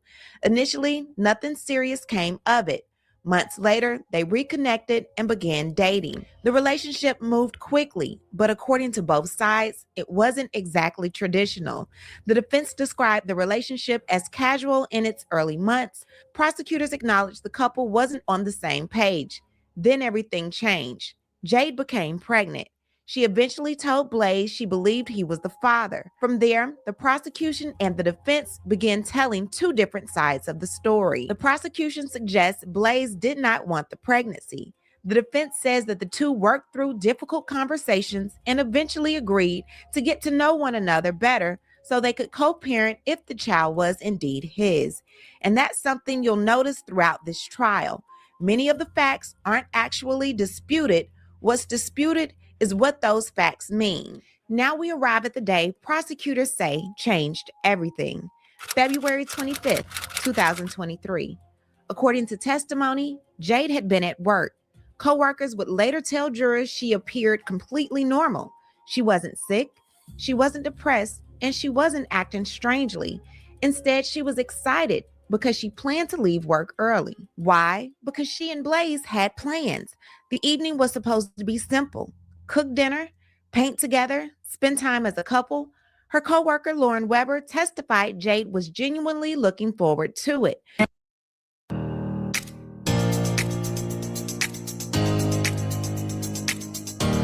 And her mood that day, was it, I guess, normal to you? It was normal, yes. She was happy that something was planned, for them to do together. So she was a little bit happier than normal, yeah. So happier than normal. Yeah. Nothing about that day suggested it would end with police. Ooh, you know what? That's how you walk through a scene. You see how they're walking through her day? That's how the defense, the prosecutors on this particular case, you walk people through what was their mindset like that day. Like that could have been brought in even with Karmelo. Remember his mom said, oh, she was going to come to the track events with him, track meet with him, but it was supposed to rain outside. Karmelo had shared, Mom, you don't have to come because it's supposed to rain. That shows that he's very caring. Like those things could have been highlighted. Did he speak with any other students the morning of before he went under the tent? Like these people here, they laid out the story. They brought in witnesses that could show where her mindset was that day, how she was feeling that day leading up to that night, because it took place later on that night, and how excited she was. Why would she do something detrimental to her own child? So this is how you walk through a case, how you set the tone and the picture for the jury, okay, so they can understand what's in a person's mind. If you're not going to call, in this case, you can't call Jade. Unfortunately, she lost her life, but they didn't call Karmelo. So how else were you going to get out there what he was thinking that day, how he was acting, how he was feeling? Okay, you had to bring it out some way. You had to make that plain for the jury. So those are things that we're missing. Let's see. These young athletes have been off the hook lately. Even Dwayne Wade's son got arrested. Oh, yes, girl. I wanted to talk about that one day. He got arrested the other day for DV. Neighbors heard the girl screaming and getting slammed to the floor. Yes, y'all. Have y'all heard about that? With Dwayne Wade's son. That was recently. Yep. I remember that. I sure will. Thanks. I'm off today, so I have time. Monica, yes, tap into Court TV. They were actually inside of the courtroom. Jeff Metcalf will regret attacking Karmelo and his family. God doesn't like ugly. Exactly. If y'all would like to support, you're able to buy a coffee. Shelly Shells just put that link into the chat. Thank you so much, sis. I appreciate that. Candy Girl said Karmelo is a great kid, and anybody can see that Karmelo has a bright future still. It's not too late at all, but Karmelo will need help after he walks free. Yeah, that's true. And probably some counseling, because I know if that's a traumatic situation, either way it goes. Please, Empress Key. It's really good. It's really good. Police officers, paramedics, and homicide detectives. But sometime during that evening, everything changed. One phrase has already become one of the most memorable in this trial: the pink drink. According to prosecutors, Jade consumed a pink-colored beverage while spending the evening with Blaise. They allege cocaine had been dissolved into the drink without her knowledge. The defense disputes that theory, and one of the biggest battles in this trial has become whether the prosecution can actually prove that happened. Because here's the thing. The state doesn't have video showing someone preparing the drink. They don't have any eyewitnesses who watched cocaine being poured into the glass. Instead, prosecutors are asking jurors to connect a series of circumstances they believe point to one conclusion. Whether those circumstances are enough remains the central question in this case. By the time first responders arrived, whatever had happened inside that apartment had already spiraled into a life or death emergency. Just hours earlier, Jade Benning and her boyfriend, Blaise Taylor, were spending time cooking pasta, eating dinner, and painting pictures to go inside of their daughter's room. Now, emergency personnel were walking into an apartment where a young pregnant woman was unconscious. And before that night was over, investigators began asking whether this was truly a medical emergency or the beginning of a homicide investigation. Like I'm at a friend's house, my sister, she's having an allergic reaction. Let's see, I guess I'll go to the if I don't know, it's an apartment complex. Is there available there? With the I'm looking around. I'm just give me a second, I'm looking around. I don't know what's going on. I think she did. Now, this is what came out too during this particular point. He was acting like he didn't know the address, y'all. Now, he's been dating her for how long? This time, I think it would have been like a year.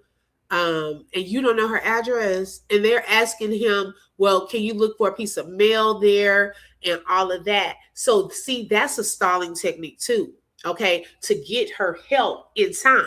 Because now you're pretending like, now I know that nowadays with technology, even if you're not able to give the address, sometimes they can, tap into, I believe they have a way of seeing through satellite where you're located. But then he's acting like he doesn't even know the address. Yeah, girl, some people were saying he was smiling.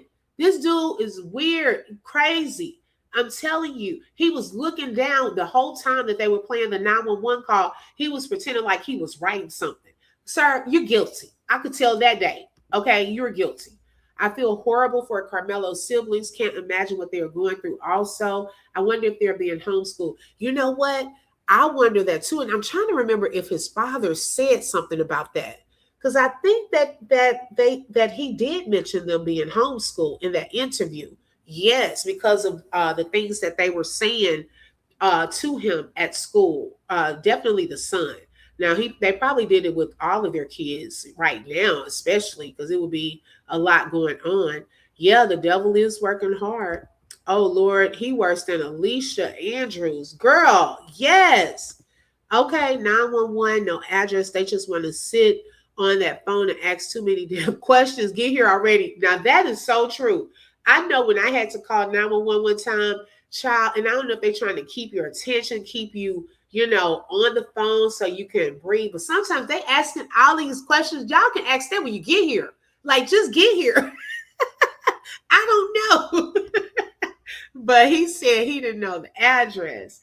I think so too, Monica. I think so. Yep. I think it's funny. Okay, how old is he? 20, 23, 24. Okay, is she awake right now? Yes. Okay. And you think she was having an allergic reaction to food?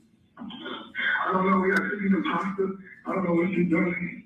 If she's done anything today or anything, but everything was fine. And then I don't know what's happening. So she got sick coming out of her mouth and she's shaking. So you think possibly reaction to not having food, is that right? I think so, I don't know. Okay. I don't think she's allergic to anything, I don't know. Sounds like she is or not. It could be an allergic reaction. So are you next to her, answer? Yeah. Okay, does she hear me breathing normally? Yeah. Okay, does she have any difficulty swallowing? I don't know. I'm not a doctor. Okay. Is she recovering? No, any questions? Yeah, she's awake. Okay. So can you just gently roll her onto her side right now? Yeah, she's on the side. Okay. Check this out. I'm going to show you how I afforded Yes, this car. I remember that, Karen. That's sad. Okay, you ready? I'm glad he's $118 for car insurance. That's how much I was paying. Okay. And y'all, notice he was setting the stage. He was putting it already on her. First, he was saying an allergic reaction, but pay attention to even the words he was using during that 911 call where he was saying, oh, I don't know what she's done. Like, you trying to make it already look like she could have taken something or that she did something. Then he didn't know what she could have possibly had an allergic reaction to. Now at that time, she was also still alive, and she was probably over there convulsing and so forth. So yeah, that part. Then when the ambulance gets there, they ask the same questions, and you have to say it all over again. Right? Can you not relay it to them? That is so true. Okay. Yeah, because if she's having like vomit or anything else that's coming out right now, so you just keep her under her. Like right now, you can see her sleep. Any out, only what you can see of her patient's bowel. Okay. And you can wipe her mouth. Okay. Hello, sir. Hello. Yes, I'm in the house. I'm in the house. Okay. Hello. Can you ask, is she able to answer if she's having difficulty swallowing or feeling any swelling in her lips or throat or face, anything like that? No. Is she really what's I think one of our friends is on the way. Okay.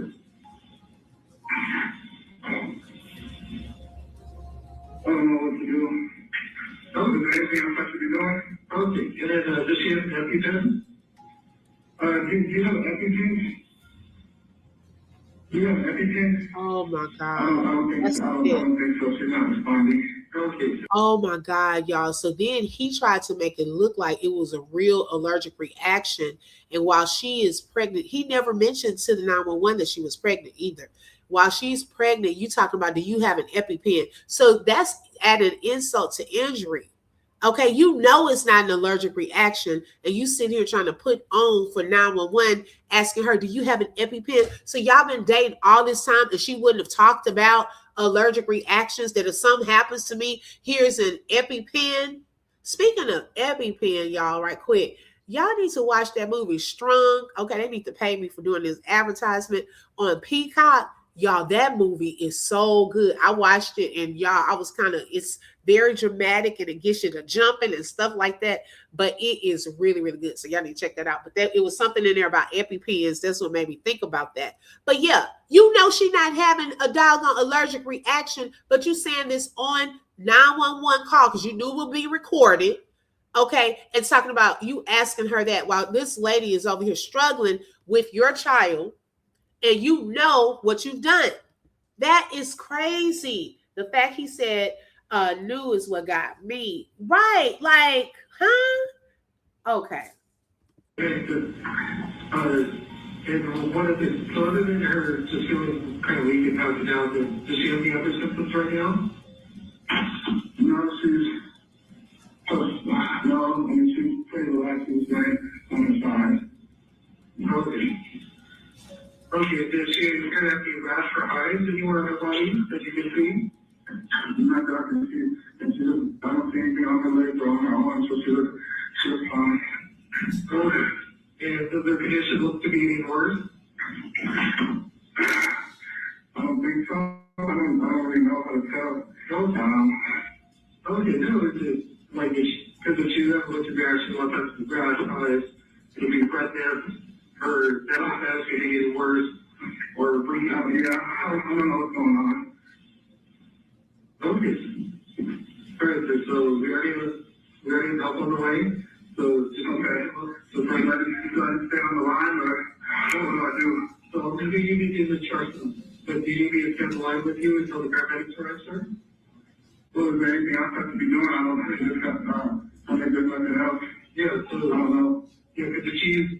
So right now, since she's awake and we're describing she's moving air freely, she's not struggling to breathe or wheezing or gumming or anything like that. No, but looks like she's falling up some. Okay. Yeah, so you can go right for now. Okay, I did. I'm open them out. Okay. And she's really moving in. And what? Oh, that's beautiful, God goddess, and welcome. Yeah, she's breathing. Yeah. Okay. So we're just gonna keep her on her left side right now. We're just trying to keep her super comfortable right now. Okay. Okay. All right. So just for right now, nothing for any ear frame. Just keep her in that comfortable position right now. Just have her medication tips and paramedics if she has any with her. Make sure you put some. I don't know if you have any medication to be on following. No, teacher. And then just be at the door to let the department in. And if you look around and see those peaks of mail, I just want to make sure, because the building that they're describing has 2 separate addresses. So I want to make sure they're one and so if anything changes before they arrive, give us a call back. Yeah, it should be right there as quickly as they can. Okay. Okay. All right. I think I'm here on. Okay, that's awesome. All right. Thank you so much. Okay, you're welcome. The new way to own your brand with Wix Harmony. Showcase what you. So just as you heard the 911 call, so did the jury, and they learned that Blaise Taylor was the person who called 911. Now, according to the testimony presented in court, he reported that Jade appeared to be suffering from what he believed could possibly be an allergic reaction. Think about that for a moment. At this point, no one is talking about poison. No one is talking about cocaine. No one is talking about murder.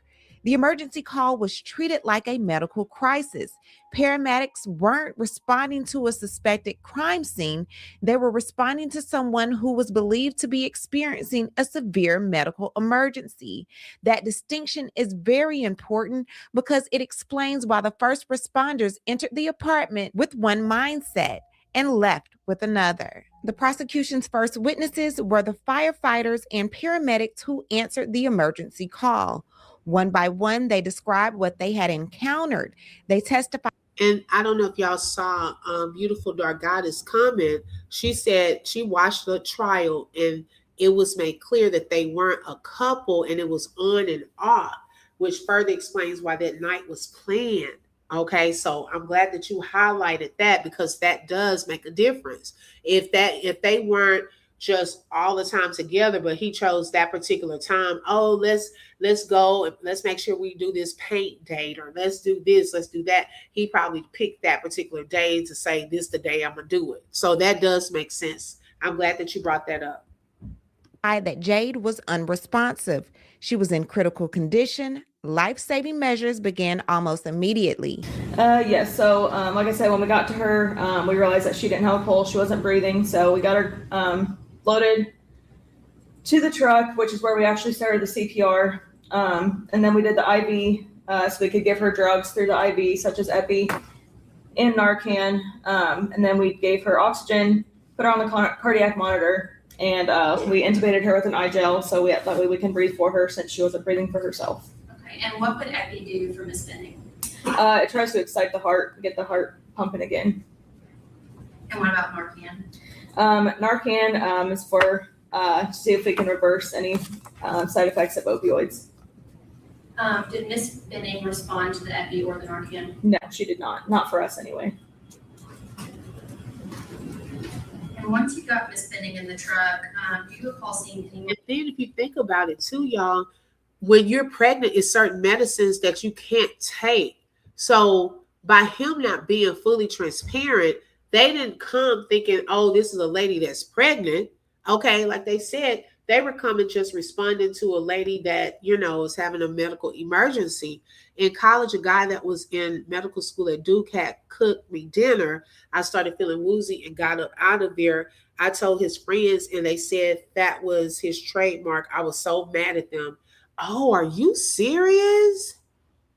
Wow. So you have to be careful. Yeah. Some people have evil intentions. You never know what they're putting in your food, your drinks, all of that. Else? On scene, yes. Once we got on the truck, we saw a female. Okay. Can you describe to the jury what that female demeanor was like? Yeah, she was very upset, very scared. Was very concerned about Miss Benning, asking if she was going to be okay, asking what was wrong with her. She eventually tried getting in the truck too, but we told her we can't have her in there. And so, yeah, she was very, very concerned.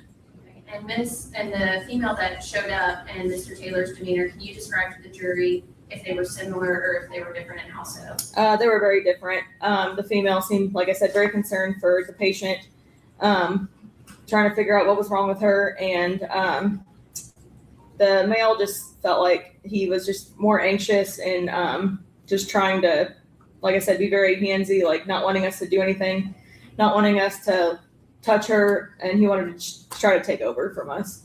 Okay. At any point, did you see Mr. Taylor crying? Never. At any point, did Mr. Taylor? That sounds something like Lulu, child.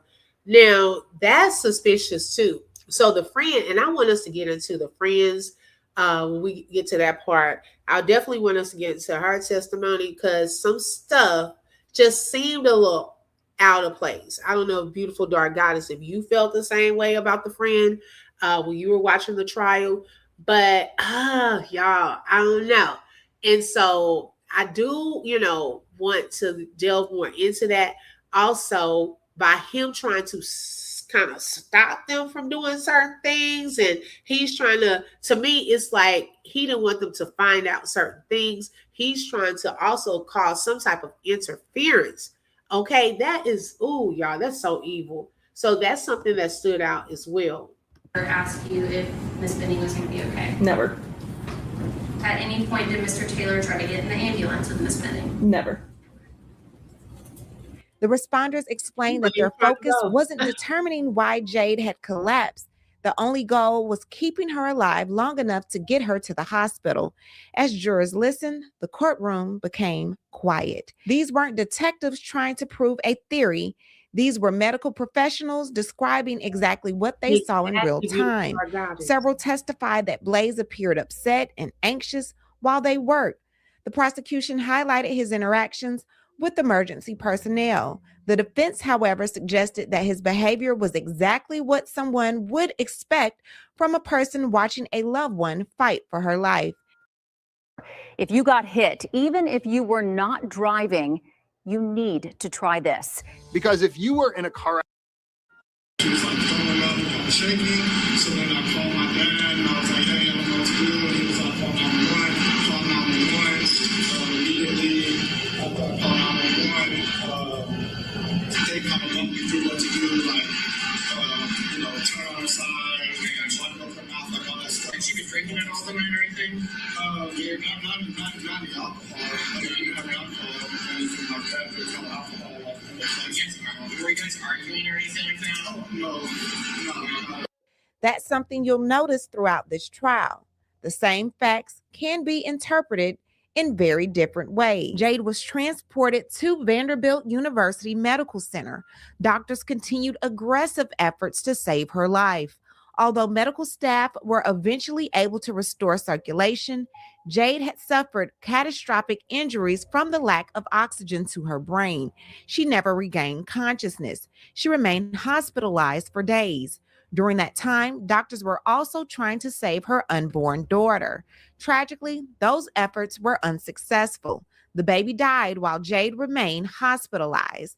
Days later, after physicians determined that Jade had suffered irreversible brain damage, she also passed away. For Jade's family, their lives changed forever.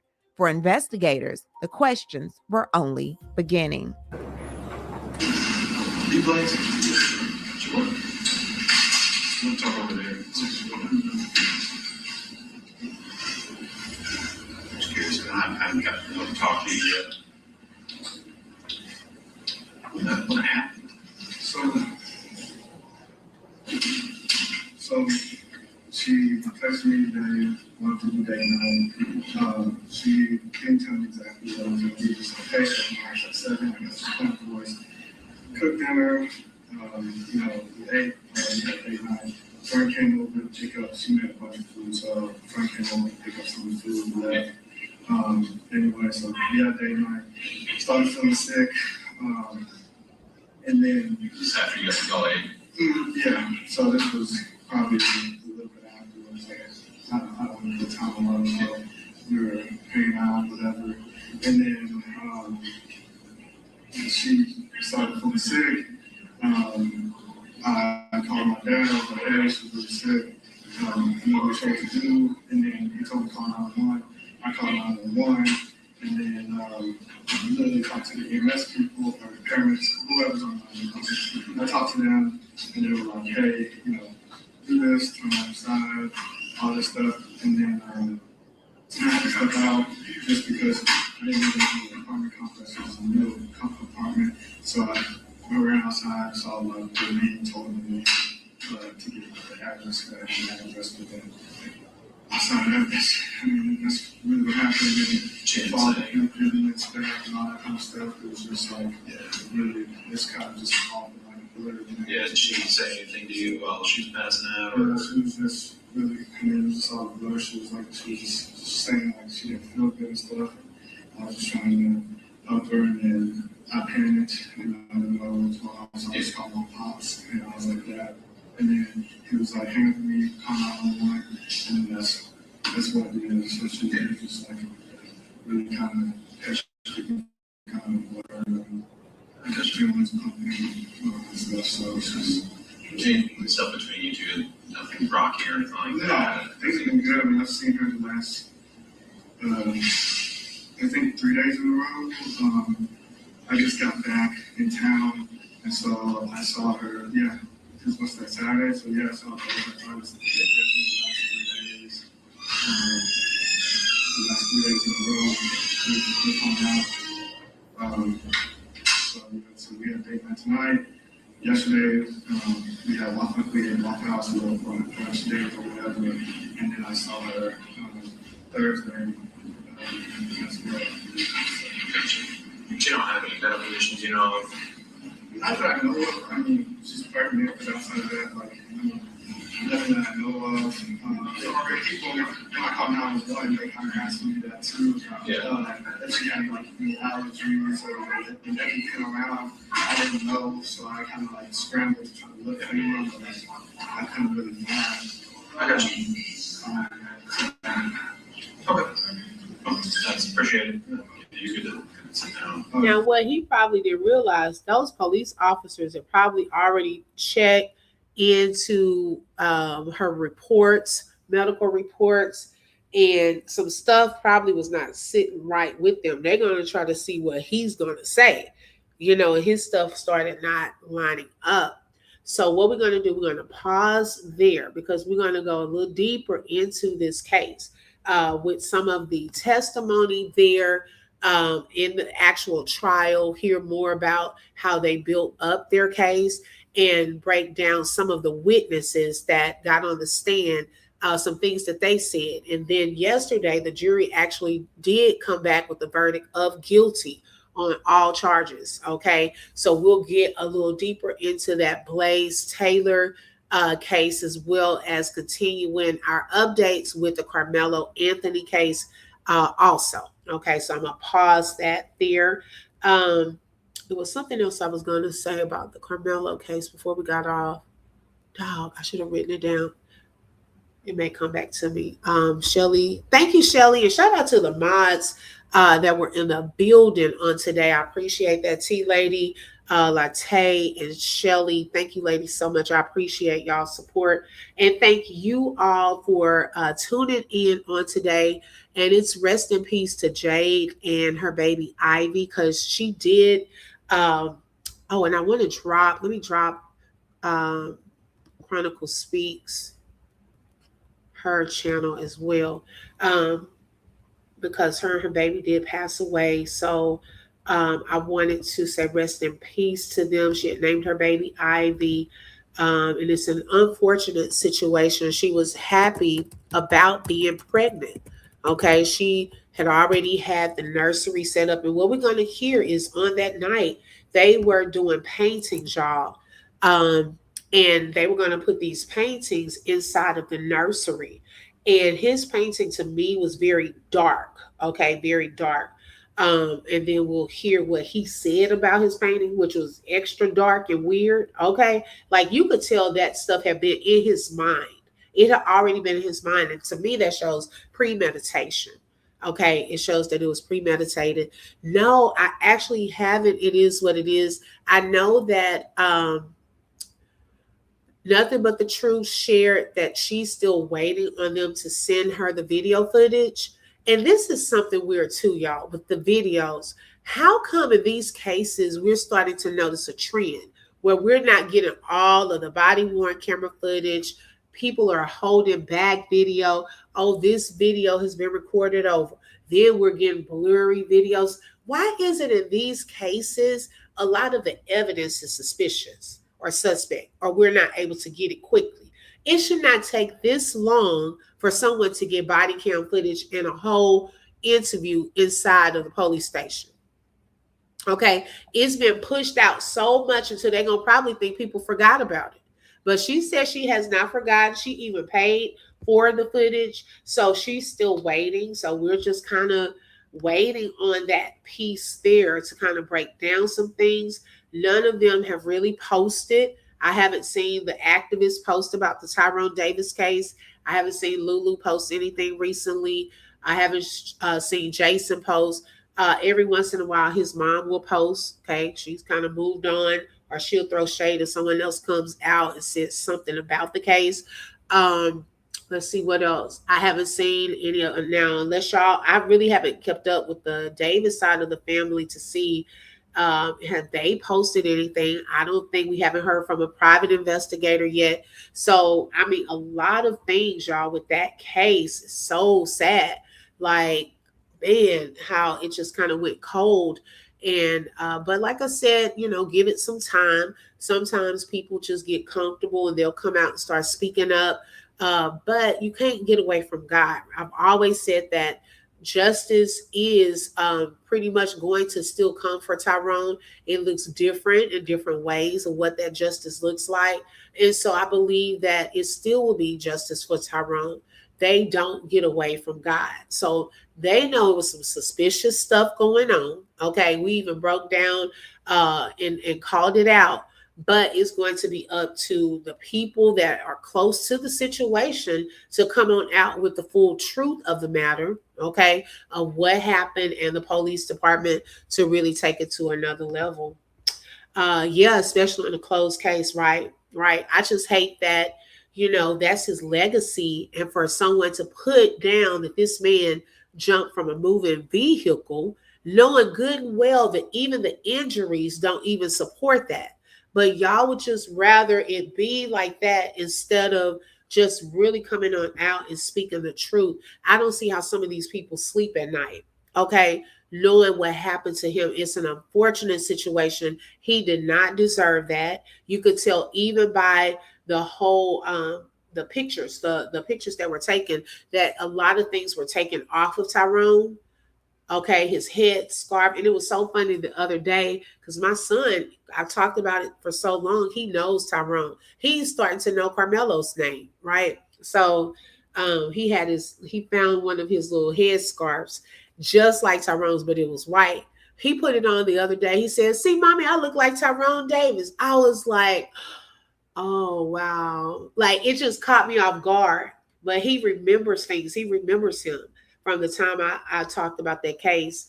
And so, believe me, the cases I talk about still in my heart. Those people are still in my heart, and I'm still justice for them. Like yesterday, I was sitting here, Romika just, like, God laid her on my heart.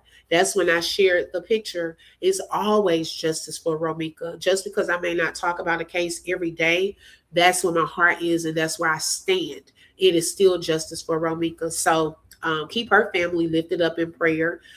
Keep Tyrone's family lifted up in prayer. And Karmelo's family lifted up in prayer. What are some of the other? We've covered so many cases, but anyone is dealing with an injustice or a potential closed case, y'all, that there was not a favorable outcome. I know that's a hard pill to swallow. Okay, that's a hard pill to swallow. Yes, girl, it caught me off guard. I was like, oh, like, to me, that's sometimes when that happens, it's like, man, it's like their presence, like, I'm not. And that was one thing that I struggled with talking, when I move on to other cases and things.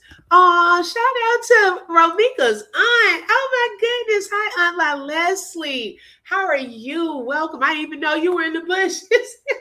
But yesterday I was sitting here. That's when I shared that picture. And it was like Romika just came across my heart.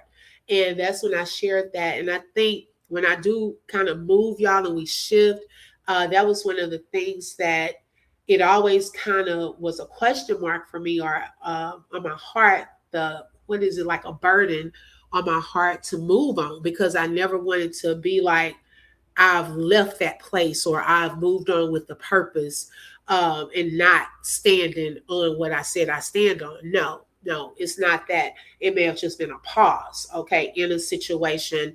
And then when it's time to bring certain things back up, like when the trial comes for that, we talk about that and so forth. So they are still in my heart. Like with Tyrone's, it was so hard for me to just stop. It has nothing to do with clicks or views.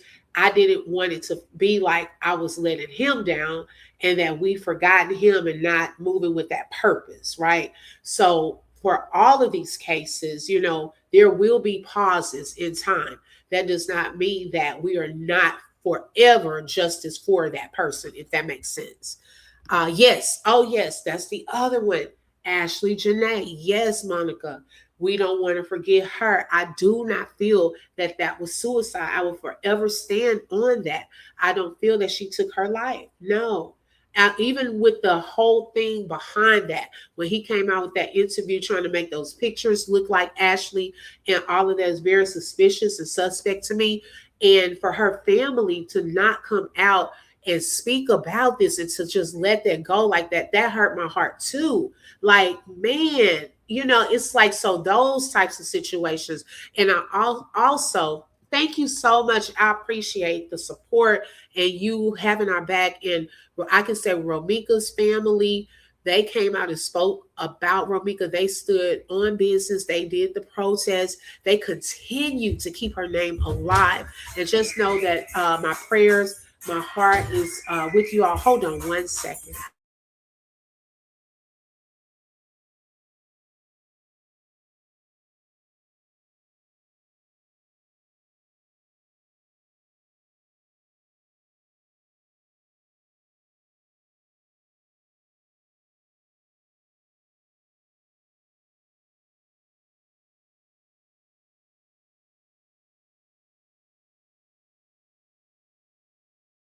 Okay, I'm sorry, my phone had rung.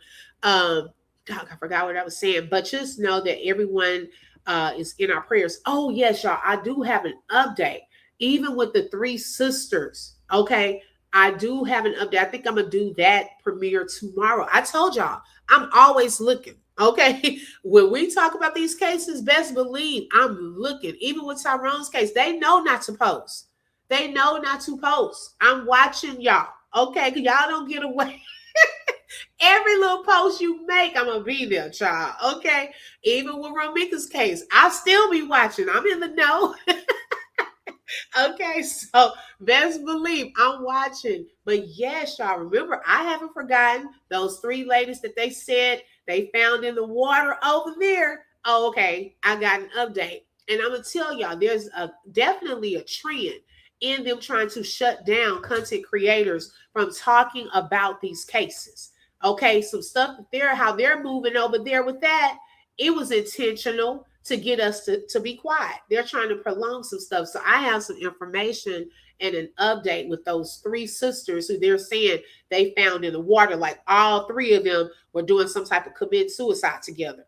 That's a trend. They're trying to blame victims. They're trying to make it look like these Black men and women are unaliving themselves or it's an accidental death.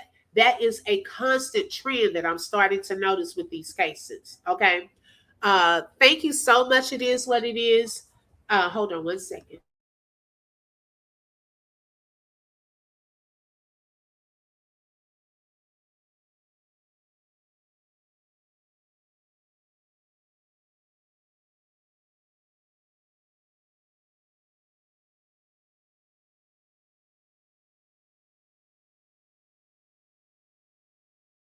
Okay, my apologies. I had a phone call trying to tell them what to do. Okay. Shout out to Charnisa for the super sticker and for being a sponsor for today's live. Thank you so much, sis. I appreciate that. Shout out to all of the sponsors, T Lady Boogie. And also, she had gifted a membership earlier too. So thank you so much. I appreciate the support. Let's see. Oh, yeah, we ain't forgot Shanquella. Come on now. Shanquella Robinson, right. It seems like her case started an entire movement where people started supporting and following these cases. Yes, we haven't forgotten her. We haven't forgotten Kanika Jenkins. Come on now. We haven't forgotten. I don't ever want that to be like we forgotten. We haven't forgotten Kendrick. Okay, Kendrick Johnson. We are going to continue to stand on justice for all of these people. Okay, their lives, their deaths will not be in vain. We continue to stand with them and their families. Let's see here. The CC do more work than these police officers. Come on now. And the detectives in the chat. Y'all are detectives as well. Okay. Because, child, sometimes y'all tell me stuff I don't even know about. I'm like, really? I didn't see that. I can't see everything. So, hey, like she said, with Black lawyers, okay, well, I missed something, you pick it up. Okay, come on now. We all work together. That's because you all are hot on their tracks.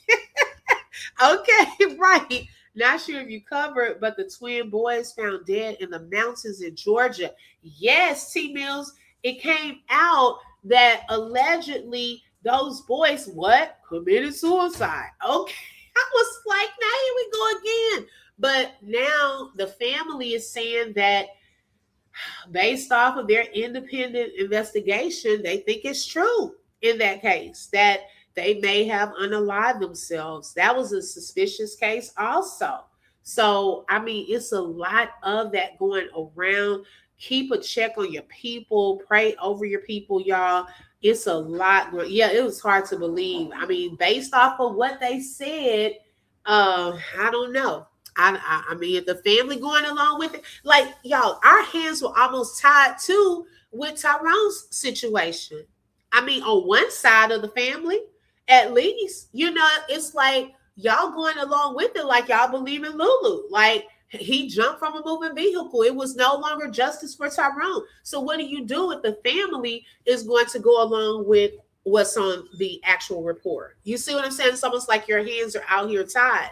We can call out BS, but hey, if they're okay with it, look, they're the ones that's going to have to really keep it going. They are the direct contact with the lawyers and so forth, with the police departments. Now, we can still make noise, but if y'all have gotten silent and no longer about justice, what are we supposed to do? You see what I'm saying? Like, I don't know. It's so sad. It really is. Yeah, I can't believe that either. That was sad. And then both of them at the same time, just like the three sisters. You mean to tell me all three of them at the same time went into the water? We're not crazy. Okay, we're not crazy. A lot of water rituals. Notice a lot of women wandering into water, and some with their child. Yes, I've heard that. Yep, I have definitely heard that. So I was like, oh my gosh, it's just so sad. But I don't know. I feel led to talk about that at the end of this. So we're still justice for all of these people.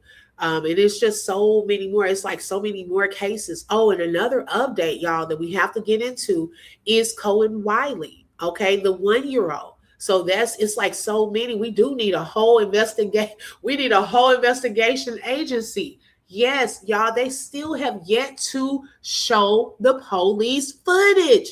Why is that? Why are we still waiting? They've had the funeral already.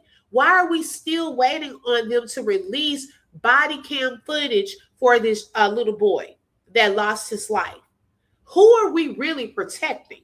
Are we about the victims, or are we about protecting police and criminals? Okay, come on now. Like, seriously.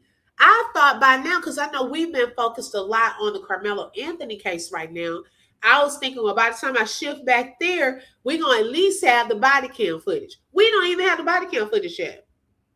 Okay, they've done an independent autopsy, everything. Do y'all know they have still not released the body cam footage from the Walmart? They haven't even released the Walmart footage. So see, that lets me know that something, okay, they don't want out about that officer.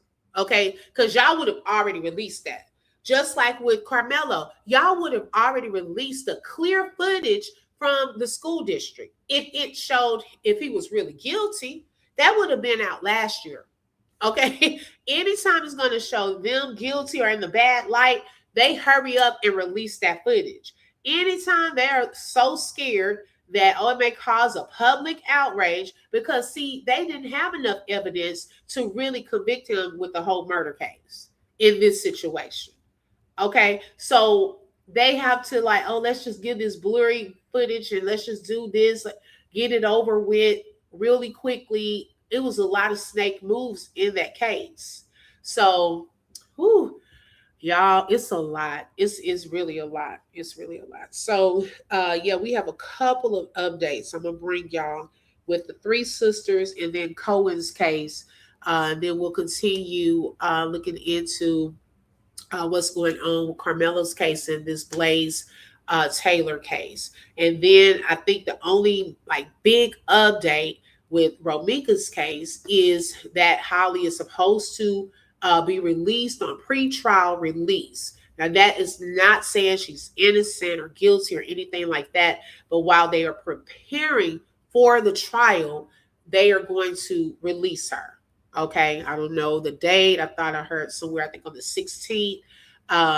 So forth. It seems like to me she had been in there preparing to get out more than anything, child. Y'all could have used that time towards getting ready for the trial.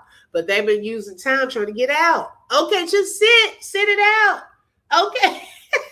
I'm just like, what are we doing? Okay. Baby, they've been using up resources and time trying to get out. Okay, I just never understood that, but okay. Ben Crumb jumped in that case with the 1-year-old. He did a press conference yesterday showing something. I haven't watched it yet. Yes, that's what I want to get into. It is what it is. We're going to get into that. Thank you, Mama Magazine. I didn't know you were still here. Okay. Look, we've been on here, oh, Lord, 2 hours and 15 minutes. Thank you, Buttercup. And you have a good day. I know you have to get your rest during the day. Thank you so much. I appreciate the support. And thank you all so much for joining on today. Make sure y'all hit that like button. It is for free. Also, don't forget to hype up the video. Hit that subscribe button and the bell because you never know when I'm going to go live. Yes, justice for Romika. Okay, come on now. We got pink hearts for Romika. We got purple hearts for Karmelo. Okay, come on now. Thank y'all so much. Y'all have a blessed Thursday. Thank you, Shelly. You just flip through truth with the open book. If you felt that heat, like share and stay locked in. Another chapter done, but we far from finished. Truth on the mic, yeah, we handle business. Real talk, no fluff, just facts and fire. From the book to the block, we taking it higher. The open book, every voice matters, every lie shatters. Catch you next page.